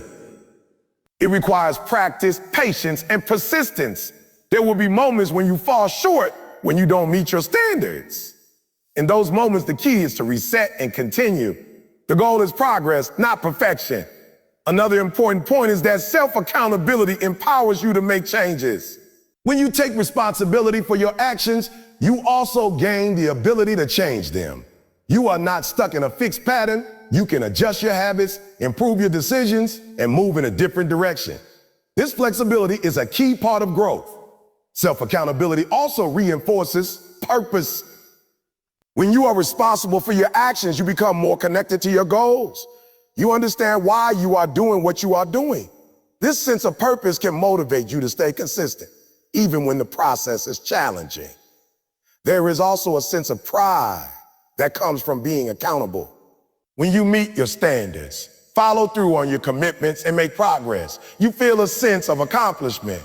This pride is not based on external validation, but on your own effort and discipline. Over time, self-accountability becomes part of your identity. You no longer see it as something you have to force yourself to do. It becomes a natural way of thinking and acting. You automatically take responsibility, evaluate your actions, and make adjustments. This transformation is what makes it sustainable. There will always be challenges. There will be moments when it is easier to make excuses or avoid responsibility. But each time you choose accountability, you strengthen your mindset. You reinforce the habit of taking ownership. And with each step, you build a stronger foundation for success. Self-accountability is power because it removes limitations that come from relying on external factors. It places control in your hands. It creates a system where your actions directly influence your results. It encourages discipline, consistency, and growth. And as you continue to hold yourself accountable, to act with intention, and to learn from your experiences, you begin to see the impact of that power. You create progress, build confidence, and shape your life through your own choices, one decision at a time. Distraction is the new laziness, not because people lack the ability to work hard, but because their focus is constantly being pulled in different directions. In the past, laziness was often defined as doing nothing, avoiding effort, or refusing to engage with responsibility. Today, many people are not inactive. They are busy. But being busy is not the same as being productive. You can spend hours doing things, switching between tasks, scrolling, checking notifications, and still make little to no progress toward your goal. That is where distraction becomes dangerous. It gives the illusion of activity while quietly preventing meaningful work. Distraction is subtle. It doesn't always feel like avoidance. It often feels like a quick break, a small interruption, or something harmless. You tell yourself you'll check your phone for a minute, watch one video, respond to one message. But those small interruptions add up. They break your concentration, disrupt your flow, and make it harder to return to deep, focused work. Over time, this pattern becomes normal. You get used to working in fragments instead of sustained periods of focus. One of the reasons distraction is so powerful is because it is designed to capture your attention. Modern technology, social platforms, and digital environments are built to keep you engaged. Notifications, alerts, endless scrolling, and instant content, all designed to pull you in and keep you there. This constant stimulation makes it harder to focus on tasks that require effort and patience. Your brain becomes accustomed to quick rewards, making it more difficult to engage with work that has delayed results. There is also a psychological aspect to distraction. It often serves as a way to avoid discomfort. Focused work can be challenging. It requires effort, concentration, and sometimes dealing with uncertainty or difficulty. Distraction provides an escape from that discomfort. It offers something easier, more enjoyable, and immediately rewarding. Instead of pushing through a difficult task, you shift your attention to something that feels better in the moment. This avoidance can become a habit. Each time you choose distraction over focus, you reinforce the behavior. Your brain learns that when something feels difficult, it can switch to something easier. Over time, this pattern weakens your ability to concentrate. Tasks that once seemed manageable start to feel overwhelming because you are no longer used to sustained focus. Distraction also fragments your time. Instead of dedicating blocks of time to important tasks, your day becomes divided into small, interrupted segments. You might start a task, get distracted, return to it, and then get distracted again. This constant switching reduces your efficiency. It takes time to refocus each time you are interrupted, and that time adds up. What could have been completed in a shorter, focused period ends up taking much longer. Another issue with distraction is that it reduces the quality of your work. Deep, focused work allows you to think clearly, solve problems, and produce meaningful results. When you are distracted, your attention is divided. You may complete tasks, but the quality is often lower. You might miss details, make mistakes, or fail to fully engage with the task. Over time, this can impact your performance and your progress. Distraction also affects your ability to think deeply. When you are constantly switching between tasks and stimuli, you don't give your mind the time it needs to process information. Deep thinking requires sustained attention. It involves connecting ideas, analyzing situations, and developing insights. Without focus, this level of thinking becomes difficult. You stay at a surface level, reacting instead of reflecting. There's also a connection between distraction and discipline. Discipline requires you to stay focused on what matters, even when there are easier alternatives. Distraction challenges that discipline. It constantly presents you with options that are more appealing in the moment. Resisting these options requires effort. It requires awareness and control over your attention. Another important aspect is the impact of distraction on your goals. When your attention is scattered, your progress becomes inconsistent. You might work on your goals occasionally, but not with the consistency needed to achieve them. This inconsistency slows your progress and can lead to frustration. You might feel like you are putting in effort, but not seeing results. In reality, your effort is being diluted by distraction. Distraction also creates a false sense of productivity. You might feel busy because you are constantly doing something. But if those activities are aligned with your goals, they do not contribute to your progress. This can be misleading. You might think you are working hard, but you are not moving forward in a meaningful way. Another challenge is that distraction reduces your awareness of time. When you are engaged in distracting activity, time can pass quickly without you realizing it. You might intend to spend a few minutes on something and end up spending much longer. This loss of time can add up over days and weeks, taking away valuable opportunities to focus on your goals. To overcome distraction, the first step is awareness. You need to recognize when you are being distracted and what is causing it. This involves paying attention to your habits and identifying patterns. When do you tend to get distracted? What triggers it? Is it boredom, difficulty, or habit? Understanding these triggers allows you to address them more effectively. Another important step is creating an environment that supports focus. This might involve reducing or eliminating distractions. Turning off notifications, setting boundaries with your devices, and creating a dedicated workspace can help. The goal is to make it easier to focus and harder to be distracted. Time management also plays a key role. Allocating specific periods for focused work can improve your productivity. During these periods, you commit to working without interruptions. You give your full attention to the task. This helps train your mind to focus for longer periods and improves the quality of your work. It's also helpful to set clear priorities. When you know what is most important, it becomes easier to focus on it.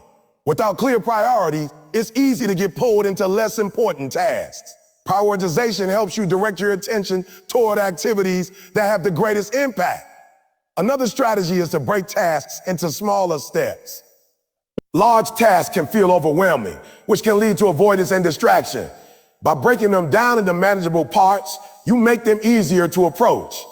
This reduces the resistance to starting and helps maintain focus. Discipline is essential in managing distraction. You have to make a conscious effort to stay focused, even when it's difficult. This means resisting the urge to check your phone, switch tasks, or engage in distractions. Each time you resist, you strengthen your ability to focus. There's also a need for balance. While it's important to minimize distraction, it's also important to allow for rest and relaxation. The key is to be intentional. Instead of letting distractions control your time, you decide when to take breaks and what to do during them. This prevents burnout and maintains your overall well-being. Another important factor is mindset. Viewing focus as a valuable skill can motivate you to improve it. Recognizing the impact of distraction on your goals can also encourage you to make changes. When you understand that your attention is a limited resource, you become more careful about how you use it. Over time, reducing distraction can significantly improve your productivity and your ability to achieve your goals. You become more efficient, produce high-quality work, and make more consistent progress. This leads to a sense of accomplishment and builds confidence in your ability to manage your time and attention. Distraction may not look like traditional laziness, but its effects can be similar. It prevents action, reduces progress, and limits potential. The difference is that it often goes unnoticed. By recognizing it and taking steps to manage it, you can regain control of your focus and direct it toward what truly matters. And as you develop the ability to stay focused, to resist distractions, and to engage deeply with your work, you begin to see the difference it makes. Your efforts become more effective, your progress more consistent, and your goals more attainable, all because you chose to take control of your attention instead of letting it be pulled away. Start now, not tomorrow, is one of the most powerful shifts you can make in your mindset because it removes the illusion that time will somehow make things easier. Tomorrow feels safe. It feels like a fresh start, a clean slate, a better moment when you'll be more prepared, more motivated, more ready. But the truth is, tomorrow is often just a continuation of today. If you delay action now, you are training yourself to delay again later. The habit of postponing becomes a pattern, and that pattern quietly holds you back. The idea of starting later is appealing because it reduces pressure in the present moment. When you tell yourself you'll begin tomorrow, you temporarily escape the discomfort of starting now. You don't have to face the effort, the uncertainty, or the possibility of failure right away. That delay feels like relief, but it comes at a cost. Each time you postpone, you weaken your commitment. You create distance between your intention and your action. Over time, that distance grows, making it harder to begin at all. There is also a psychological trap in waiting for the right time. You might think you need more energy, more clarity, more resources, or better conditions before you start. But perfect conditions rarely exist. There will always be something that isn't ideal: time constraints, distractions, doubts, or external challenges. If you wait for everything to be perfect, you may never start. Starting now means accepting imperfection. It means recognizing that progress is better than delay, even if that progress is small. Action creates momentum. When you begin, even in a small way, you shift your state. You move from thinking to doing. That shift is significant because it changes how you perceive the task. What once felt overwhelming becomes more manageable once you take the first step. Momentum builds with each action. The hardest part is often just getting started. Once you are in motion, it becomes easier to continue. Procrastination is often driven by emotion. Tasks that feel difficult, boring, or uncertain trigger resistance. Your mind looks for ways to avoid that discomfort, and postponing becomes the easiest option. But emotions are temporary. If you wait for the right feeling to act, you will spend a lot of time waiting. Starting now means acting despite how you feel. It means recognizing that your emotions don't have to control your actions. There's also a connection between starting now and building discipline. Discipline is not something that appears suddenly. It is developed through repeated action. Each time you choose to start now instead of later, you reinforce the habit of taking action. Over time, this becomes your default response. You stop debating whether to act and simply begin. This reduces hesitation and increases consistency. Another important aspect is the role of clarity. Sometimes people delay because they are unsure of what to do. The task feels too large or too complex, so they avoid it altogether. Starting now doesn't require having everything figured out. It requires identifying the next step and taking it. You don't need to see the entire path. You just need to move forward. Clarity often comes through action, not before it. Starting now also helps you manage time more effectively. When you delay, tasks accumulate. What could have been done earlier becomes a larger burden later. This can lead to stress and overwhelm. By starting immediately, you spread the workload over time. You reduce pressure and create a more manageable process. There is also a sense of control that comes with immediate action. When you start now, you take ownership of your time and your decisions. You are not waiting for circumstances to change. You are creating change through your action. This sense of control can be motivating. It reinforces the idea that you have the ability to influence your outcomes. Fear is another factor that contributes to delay. Fear of failure, fear of judgment, fear of not being good enough. These fears can make starting feel risky, but avoiding action doesn't eliminate fear. It often increases it. The longer you wait, the more you think about what could go wrong. Starting now allows you to confront that fear. It shows you that you can act despite it. This builds confidence and reduces the power of fear over time. Perfectionism can also lead to postponement. If you feel like you need to do something perfectly, you might delay starting until you feel ready, but perfection is not a requirement for progress. In fact, waiting for perfection often leads to inaction.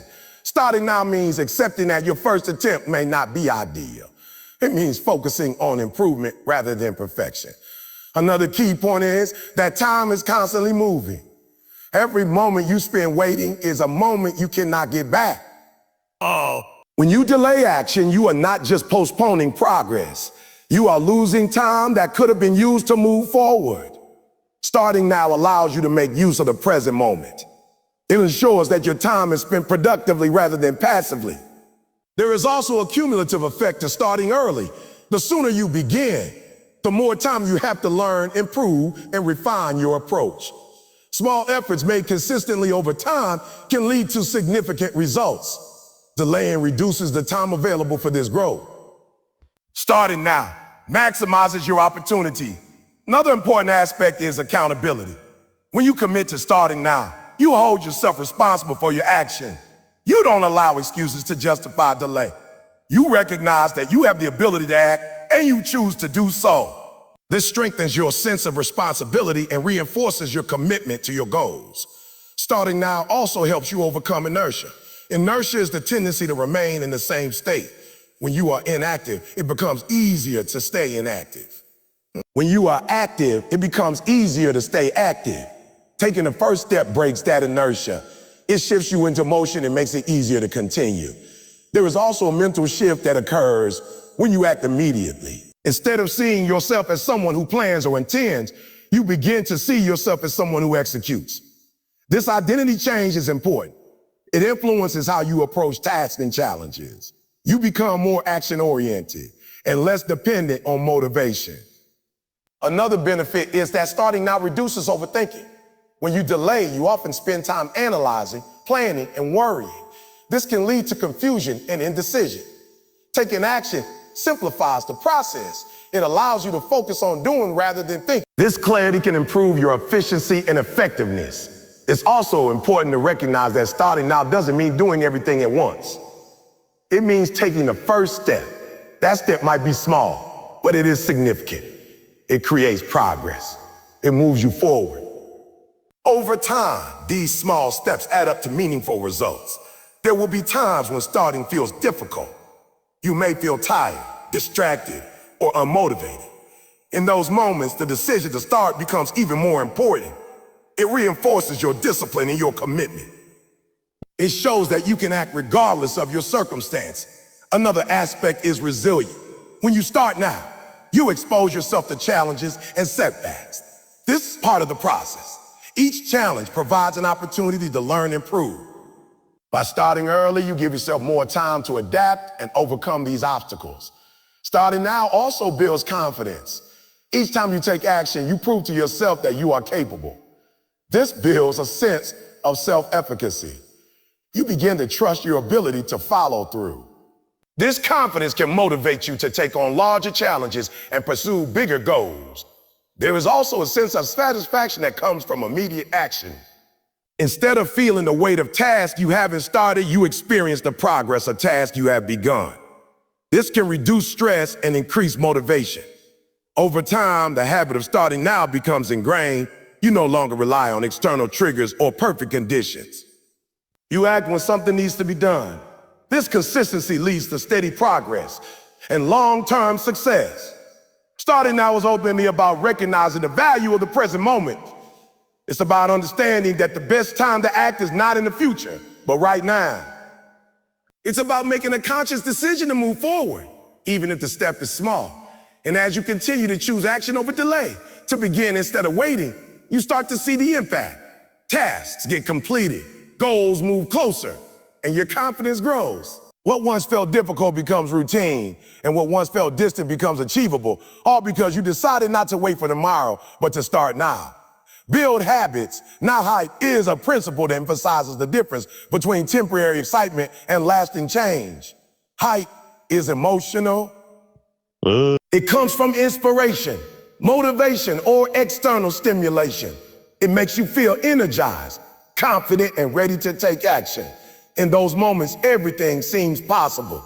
You set goals, make plans, and promise yourself that this time will be different. But hype is short-lived. It fades as quickly as it comes. When the excitement wears off, what remains is your routine. If that routine is not aligned with your goals, progress stops. Habits, on the other hand, are consistent patterns of behavior. They are actions you perform regularly, often without much thought. Unlike hype, habits do not depend on how you feel. They are built through repetition and reinforced over time. When you rely on habits, you create a system that supports your goals, regardless of your emotional state.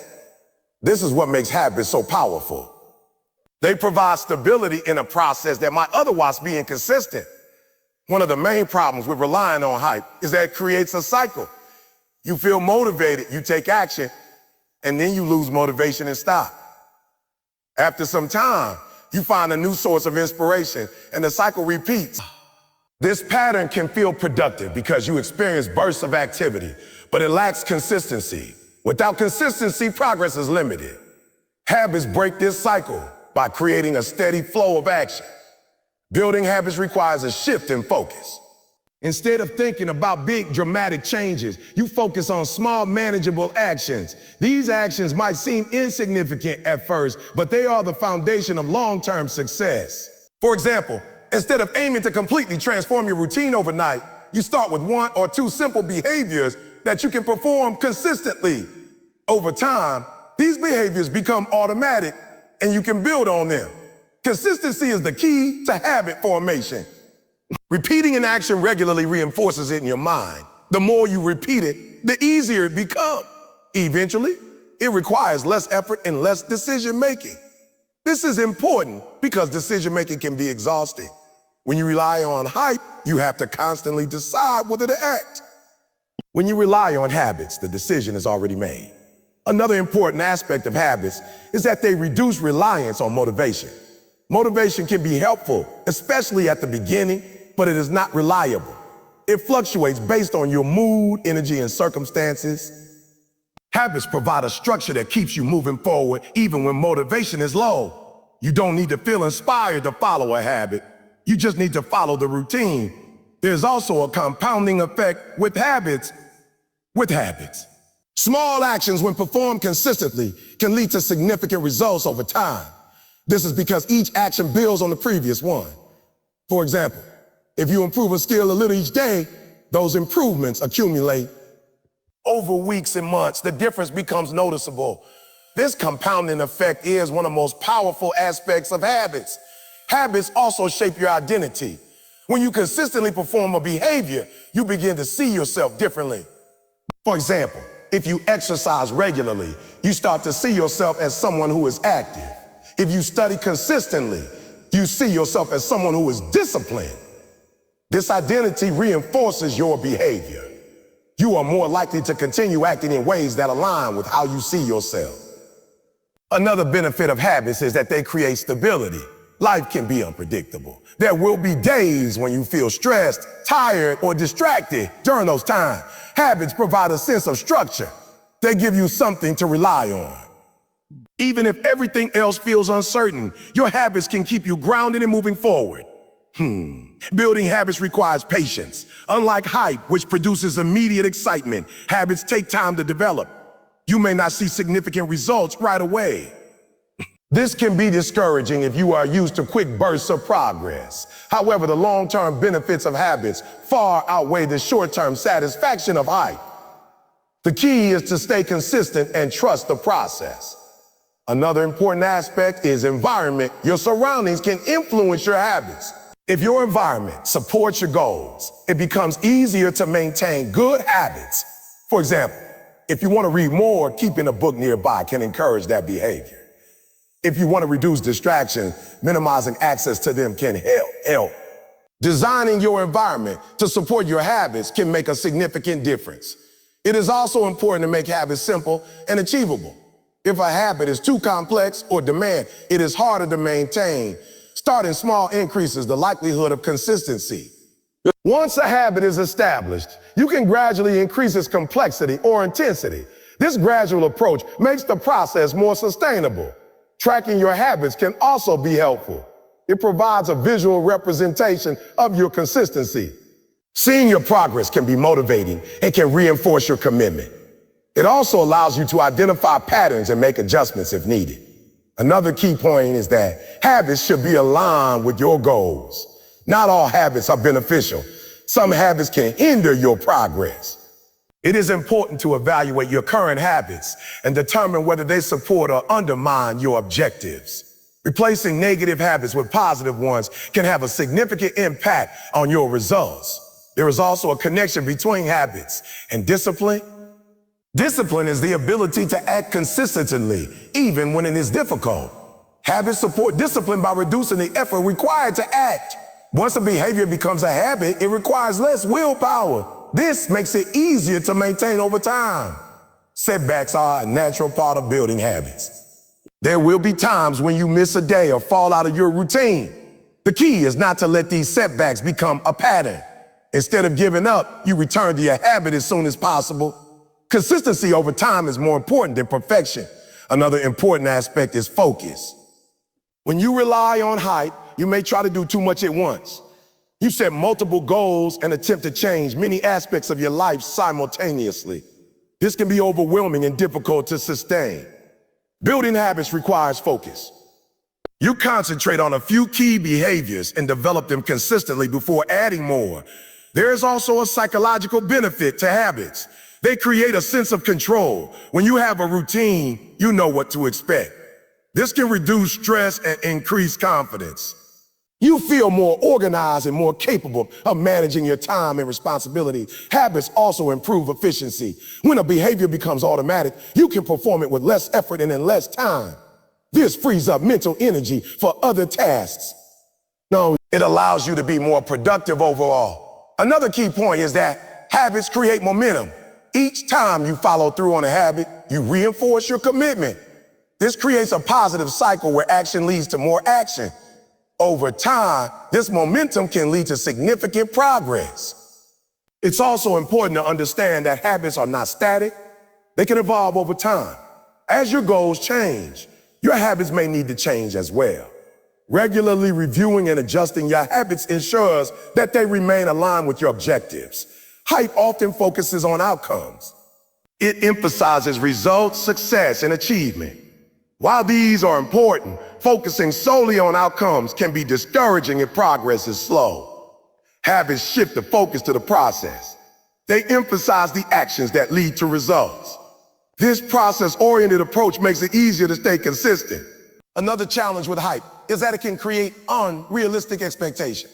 You might expect immediate results or rapid progress. When those expectations are not met, you may lose motivation. Habits encourage a more realistic perspective.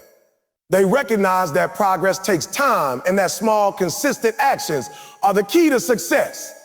There's also a sense of satisfaction that comes from building habits. Each time you follow through, you experience a sense of accomplishment. This reinforces your behavior and motivates you to continue. Over time, habits become part of your lifestyle. They are no longer something you have to think about or force yourself to do. They become natural. This is what makes them sustainable. Unlike hype, which comes and goes, habits remain. Building habits requires commitment. It requires a willingness to act consistently, even when it is not exciting or easy. It requires patience and persistence, but the rewards are significant. Habits create a foundation for long-term success. They provide stability, consistency, and progress. When you focus on building habits instead of chasing hype, you shift your approach to growth. You move away from temporary bursts of motivation and towards sustained, meaningful action. You create a system that supports your goals and allows you to make steady progress.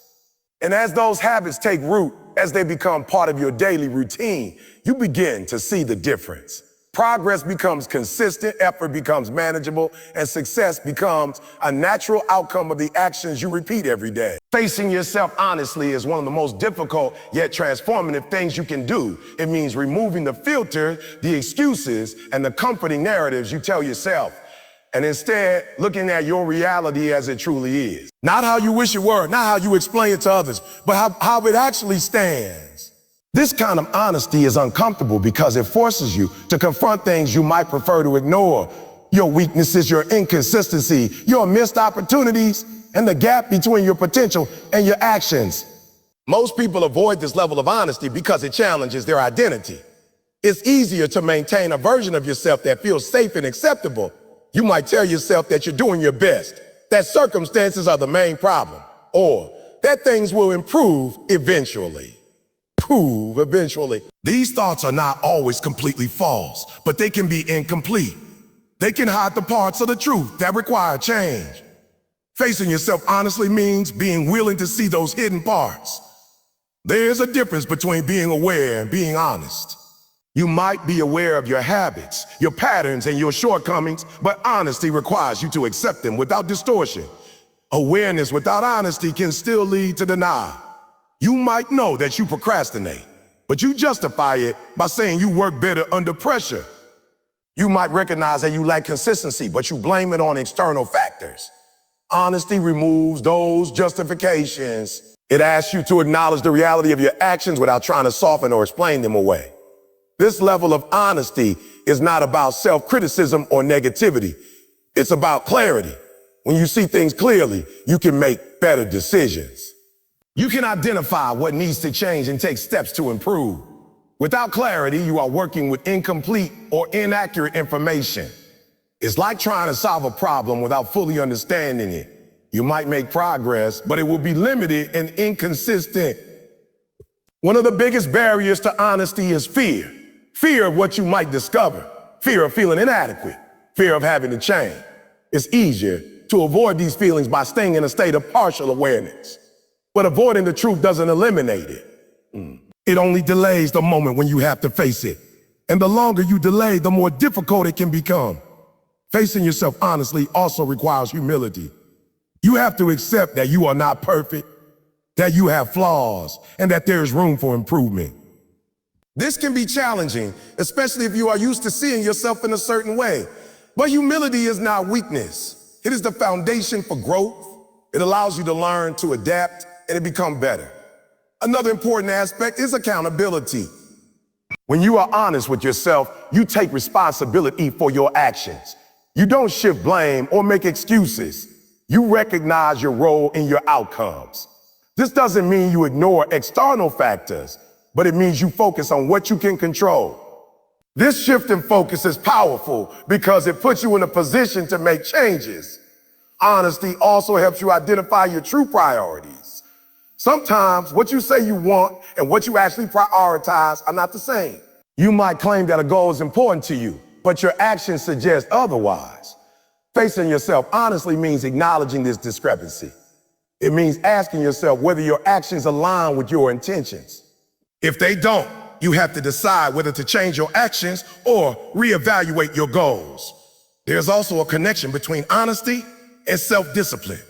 When you are honest about your habits and behaviors, you can see where discipline is lacking.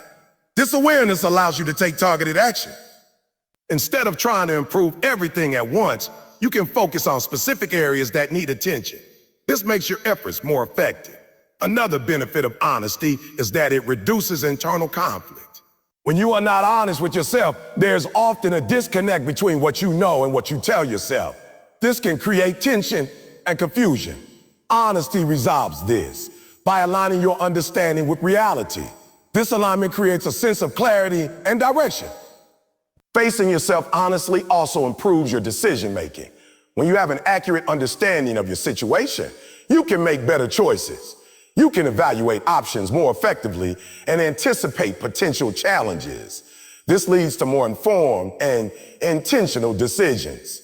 There is also a long-term impact. Honesty is not just about addressing immediate issues. It's about building a mindset that supports continuous growth. When you regularly reflect on your actions and assess them honestly, you create a habit of self-improvement. You become more aware of your patterns and more capable of making adjustments. Another important point is that honesty requires courage. It takes courage to admit when you are wrong, to acknowledge your mistakes, and to confront your limitations. But this courage is what allows you to grow. It pushes you beyond your comfort zone and opens the door to new possibilities. It's also important to balance honesty with self-compassion. Being honest does not mean being harsh or overly critical. It means being fair and constructive. You recognize your shortcomings, but you also recognize your efforts and progress. This balanced approach helps you stay motivated and prevents discouragement. Honesty can also improve your relationships with others. When you are honest with yourself, you are more likely to be honest with others. This creates trust and authenticity. It allows for more meaningful connections and better communication. Another aspect is that honesty helps you set realistic goals. When you understand your current situation, your strengths, and your limitations, you can set goals that are challenging but achievable. This increases your chances of success and reduces frustration. Facing yourself honestly also helps you break negative patterns. When you identify behaviors that are holding you back, you can take steps to change them. Without honesty, these patterns can continue unnoticed, limiting your progress. There is also a sense of empowerment that comes with honesty. When you understand yourself clearly, you are better equipped to make changes. You are not operating in the dark. You have a clear picture of where you are and where you need to go. This clarity gives you a sense of control. Another important factor is consistency. Honesty is not a one-time event. It is an ongoing process. You need to regularly check in with yourself, evaluate your actions, and make adjustments. This consistency ensures that you stay aligned with your goals. It's also important to recognize that honesty can be uncomfortable. There will be moments when you don't like what you see, but discomfort is part of the process. It is a sign that you are confronting reality. And confronting reality is the first step toward change. Honesty also helps you measure progress accurately. When you are honest about your starting point, you can track your improvement over time. This provides motivation and reinforces your efforts. Another benefit is that honesty reduces the influence of external validation. When you are clear about your own actions and progress, you rely less on others' opinions. You are guided by your own standards and understanding. There is also a connection between honesty and resilience. When you face challenges, honesty allows you to assess the situation accurately and respond effectively. You are not clouded by denial or unrealistic expectations. This makes it easier to adapt and move forward. Facing yourself honestly also strengthens your identity. You become someone who values truth, accountability, and growth. This identity influences your behavior and decisions. It reinforces your commitment to improvement. Over time, honesty becomes a habit. You naturally reflect on your actions, assess your progress, and make adjustments. This continuous process of evaluation and improvement leads to steady growth. There will be times when honesty reveals difficult truths. You might realize that you are not as consistent as you thought, that you have been avoiding certain responsibilities, or that you need to make significant changes. These realizations can be challenging, but there are also opportunities. They show you where to focus your efforts. Ultimately, facing yourself honestly is about seeing reality clearly and using that clarity to improve. It is about removing the barriers that prevent growth and replacing them with awareness and action. It is about taking responsibility for your life and making intentional choices. And as you continue to practice this level of honesty, to reflect on your actions and to align your behavior with your goals, you begin to see the impact. You make better decisions, build stronger habits, and create a path that is based on truth rather than illusion. Consistency beats talent is a principle that challenges a common belief that natural ability is the most important factor in success. Talent can give you an advantage, especially in the beginning, but it does not guarantee long-term results. What truly separates those who succeed from those who struggle is not how gifted they are, but how consistently they show up, put in the effort, and refine their skills over time. Talent is often visible and immediate. It can make things look easy. Someone with natural ability might grasp concepts quickly, perform well early on, or stand out without much effort. This can create the impression that they are destined for success. But talent without consistency is unstable. It relies on bursts of effort rather than sustained action.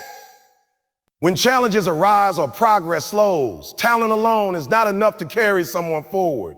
Consistency, on the other hand, is not always noticeable. It is built on repetition, discipline, and commitment. It involves showing up every day, even when you don't feel like it, even when progress is slow, and even when the results are not immediately visible. Over time, these repeated efforts accumulate. They create improvement, build skill, and develop resilience. One of the key advantages of consistency is that it creates momentum. Each action builds on the previous one. Small improvements, when repeated daily, can lead to significant progress over time. This compounding effect is powerful. It allows someone with average talent but strong consistency to surpass someone with high talent but inconsistent effort. Consistency also builds discipline. Discipline is the ability to act regardless of how you feel. It ensures that your actions are not dependent on motivation, which can fluctuate. When you are consistent, you create a routine. That routine reduces the need for decision making. You don't have to ask yourself whether you should act. You simply follow through. This reliability is what drives long-term success. Another important aspect is that consistency improves skill. Practice is essential for mastery, and consistent practice leads to refinement. Each time you engage in a task, you learn something new. You identify mistakes, adjust your approach, and improve your performance. This process cannot happen without repetition. Talent may give you a head start, but consistency is what allows you to grow. Consistency also helps you handle challenges. When you are used to showing up regularly, setbacks become part of the process rather than obstacles that stop you. You develop resilience. You understand that progress is not always linear and that difficulties are temporary. This mindset allows you to continue moving forward even when things are not going as planned. There is also a psychological benefit to consistency. Each time you follow through on your commitments, you reinforce your belief in yourself. You build confidence based on action, not just potential. This self-trust is important because it influences how you approach new challenges. When you trust yourself to be consistent, you are more willing to take on difficult tasks. Consistency also creates reliability. In any field, people who are consistent are often seen as dependable. They deliver results regularly, not just occasionally. This reliability builds trust with others and can lead to more opportunities. Whether in work, relationships, or personal goals, being consistent makes you someone others can count on. Another key point is that consistency reduces the impact of mistakes. When you are consistent, a single mistake does not define your progress. You have multiple opportunities to correct it and improve. In contrast, if you are inconsistent, each mistake can have a larger impact because there are fewer chances to recover. Consistency also helps you manage time more effectively. When you have a routine, you know when and how you will work on your goals. This structure reduces procrastination and increases efficiency. You are less likely to waste time deciding what to do because you have already established a plan. There is also a connection between consistency and focus. When you consistently work on a specific goal, you direct your attention toward it regularly. This focus allows you to make steady progress. In contrast, inconsistency often leads to scattered effort. You might switch between different tasks or goals without making significant progress in any of them. Consistency can also compensate for a lack of talent. Someone who is not naturally gifted can still achieve a high level of skill through consistent effort. This is because improvement is a result of practice and learning, not just natural ability. Over time, consistent effort can close the gap between someone with less talent and someone with more. Another important aspect is that consistency creates habits. When you perform an action regularly, it becomes automatic. This reduces the effort required to maintain it. Habits make it easier to stay on track because they remove the need for constant motivation. Once a habit is established, it becomes part of your routine. Consistency also requires patience. Results may not be immediate, especially in the beginning. This can be discouraging if you expect quick progress. But understanding that improvement takes time can help you stay committed. The key is to focus on the process rather than the outcome. There's also a long-term advantage to consistency. While talent might provide short-term success, consistency ensures sustained progress. It allows you to continue improving even after initial success. This long-term perspective is essential for achieving meaningful goals. Consistency also helps you build a strong foundation. Each action contributes to your knowledge, skills, and experience. This foundation supports future growth. Without it, progress can be unstable and inconsistent. Another benefit is that consistency reduces stress. When you regularly work on your goals, you avoid last-minute pressure. You are better prepared and more confident in your abilities. This can improve your overall win and performance. Consistency also encourages accountability. When you commit to regular action, you hold yourself responsible for following through.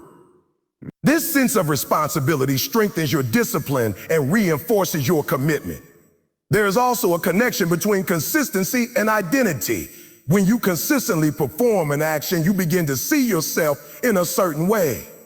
For example, if you consistently write, you see yourself as a writer. This identity reinforces your behavior and makes it easier to continue. Consistency can also help you overcome fear. When you take action regularly, you become more comfortable with the process. What once felt intimidating becomes familiar. This reduces fear and increases confidence. Another important point is that consistency is within your control. Talent is something you are born with or develop early, but consistency is a choice. You can decide to show up, to put in the effort, and to stay committed. This makes it a powerful tool for anyone, regardless of their starting point. Consistency also creates opportunities for feedback. When you act regularly, you receive more information about your performance. This feedback allows you to make adjustments and improve. Without consistent action, it is difficult to gather enough feedback to make meaningful changes. There is also a sense of satisfaction that comes from consistency. Each time you follow through, you experience a sense of accomplishment. This reinforces your behavior and motivates you to continue. Consistency also helps you maintain momentum during difficult times. When you have a routine, you are more likely to continue even when you face challenges. This persistence is essential for overcoming obstacles and achieving long-term success. Another aspect is that consistency builds endurance. Just like physical training, repeated effort increases your capacity. You become better at handling workload, managing time, and maintaining focus. Consistency also reduces the influence of external factors. When you rely on consistency, your progress is less affected by changes in motivation, mood, or circumstances. You have a stable system that keeps you moving forward. Over time, the effects of consistency become more visible. What once seemed like small, insignificant actions add up to significant results. Skills improve, confidence grows, and progress becomes evident. There will be moments when consistency feels difficult. You may feel tired, unmotivated, or distracted. In those moments, the decision to continue becomes even more important. It reinforces your discipline and strengthens your commitment. Consistency is not about perfection. There will be days when you fall short. The key is to return to your routine and continue. Missing one day does not define your progress. Giving up does. Ultimately, consistency beats talent because it creates a reliable path to improvement. It ensures that you continue to grow regardless of your starting point. It turns effort into results and potential into achievement. And as you continue to show up, to put in the work and to stay committed, you begin to see the impact. Progress becomes steady, skills become refined, and goals become achievable, not because of talent alone, but because of the consistency you maintain along the way. You can still win is a statement that carries a quiet but powerful message. No matter where you are right now, no matter how far you feel from your goals, the possibility of success has not disappeared. It may feel distant, it may feel unlikely, but it is still there. The idea of a still is important because it acknowledges that things may not have gone as planned. You may have made mistakes, faced setbacks, lost time, or even doubted yourself, but none of those things automatically remove your ability to move forward. One of the biggest obstacles people face is the belief that they are too late. They compare themselves to others who seem ahead, more successful, or more prepared, and they conclude that their opportunity has passed. This mindset can be paralyzing. It creates the feeling that effort is pointless because the gap is too large. But progress is not a race with a fixed timeline. Everyone moves at a different pace, and starting later does not mean you cannot finish strong.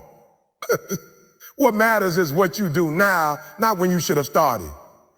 There is also the weight of past mistakes. Many people carry regret for things they didn't do, chances they missed, or decisions they wish they could change. This regret can become a barrier.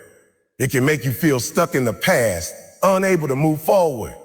But the past, while it can influence you, does not have to define you. You cannot change what has already happened, but you can decide what happens next. The ability to choose your next step is where your power lies. Another factor is failure. Experiencing failure can make it feel like success is no longer possible. It can shake your confidence and make you question your abilities. But failure is not the end. It is part of the process. Each failure provides information. It shows you what didn't work and gives you the opportunity to adjust your approach. Many successful outcomes are built on a series of failed attempts.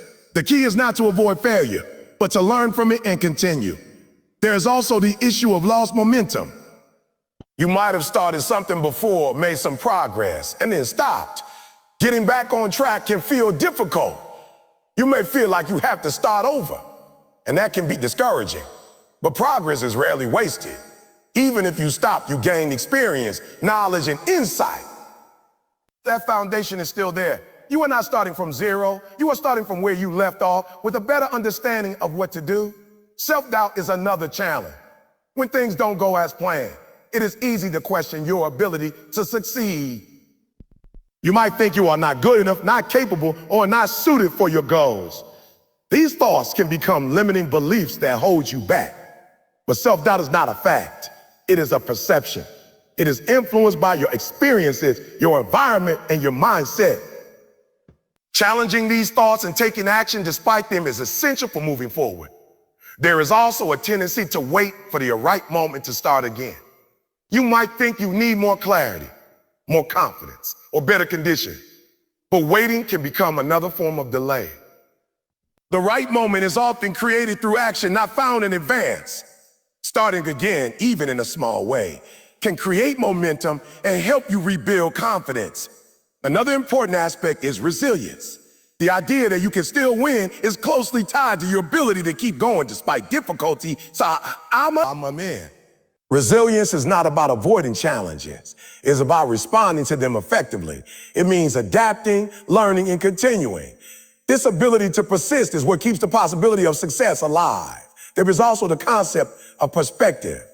Sometimes the way you view your situation can limit you more than the situation itself. If you see your current position as a failure, you may feel discouraged. But if you see it as a starting point, you can focus on what you can do next. Changing your perspective can shift your mindset from defeat to opportunity. Another key point is that success is not always a straight path. It often involves detours, setbacks, and unexpected changes. These experiences can feel like deviation, but they can also provide valuable lessons. They can help you develop skills, build resilience, and gain insight. In this way, what seems like a setback can actually contribute to your progress. There is also the importance of taking responsibility.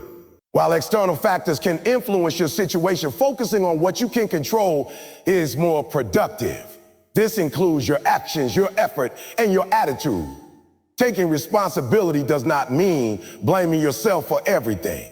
It means recognizing your ability to influence your future. Another aspect is setting realistic expectations. If you expect immediate success after a setback, you may feel discouraged when it doesn't happen. Understanding that progress takes time can help you stay committed. It allows you to focus on consistent effort rather than quick results. There is also a connection between belief and action. Believing that you can still win does not guarantee success, but it influences your behavior. If you believe it is possible, you are more likely to take action. If you believe it is impossible, you are less likely to try. This belief can shape your decisions and your level of effort. Another important factor is focus.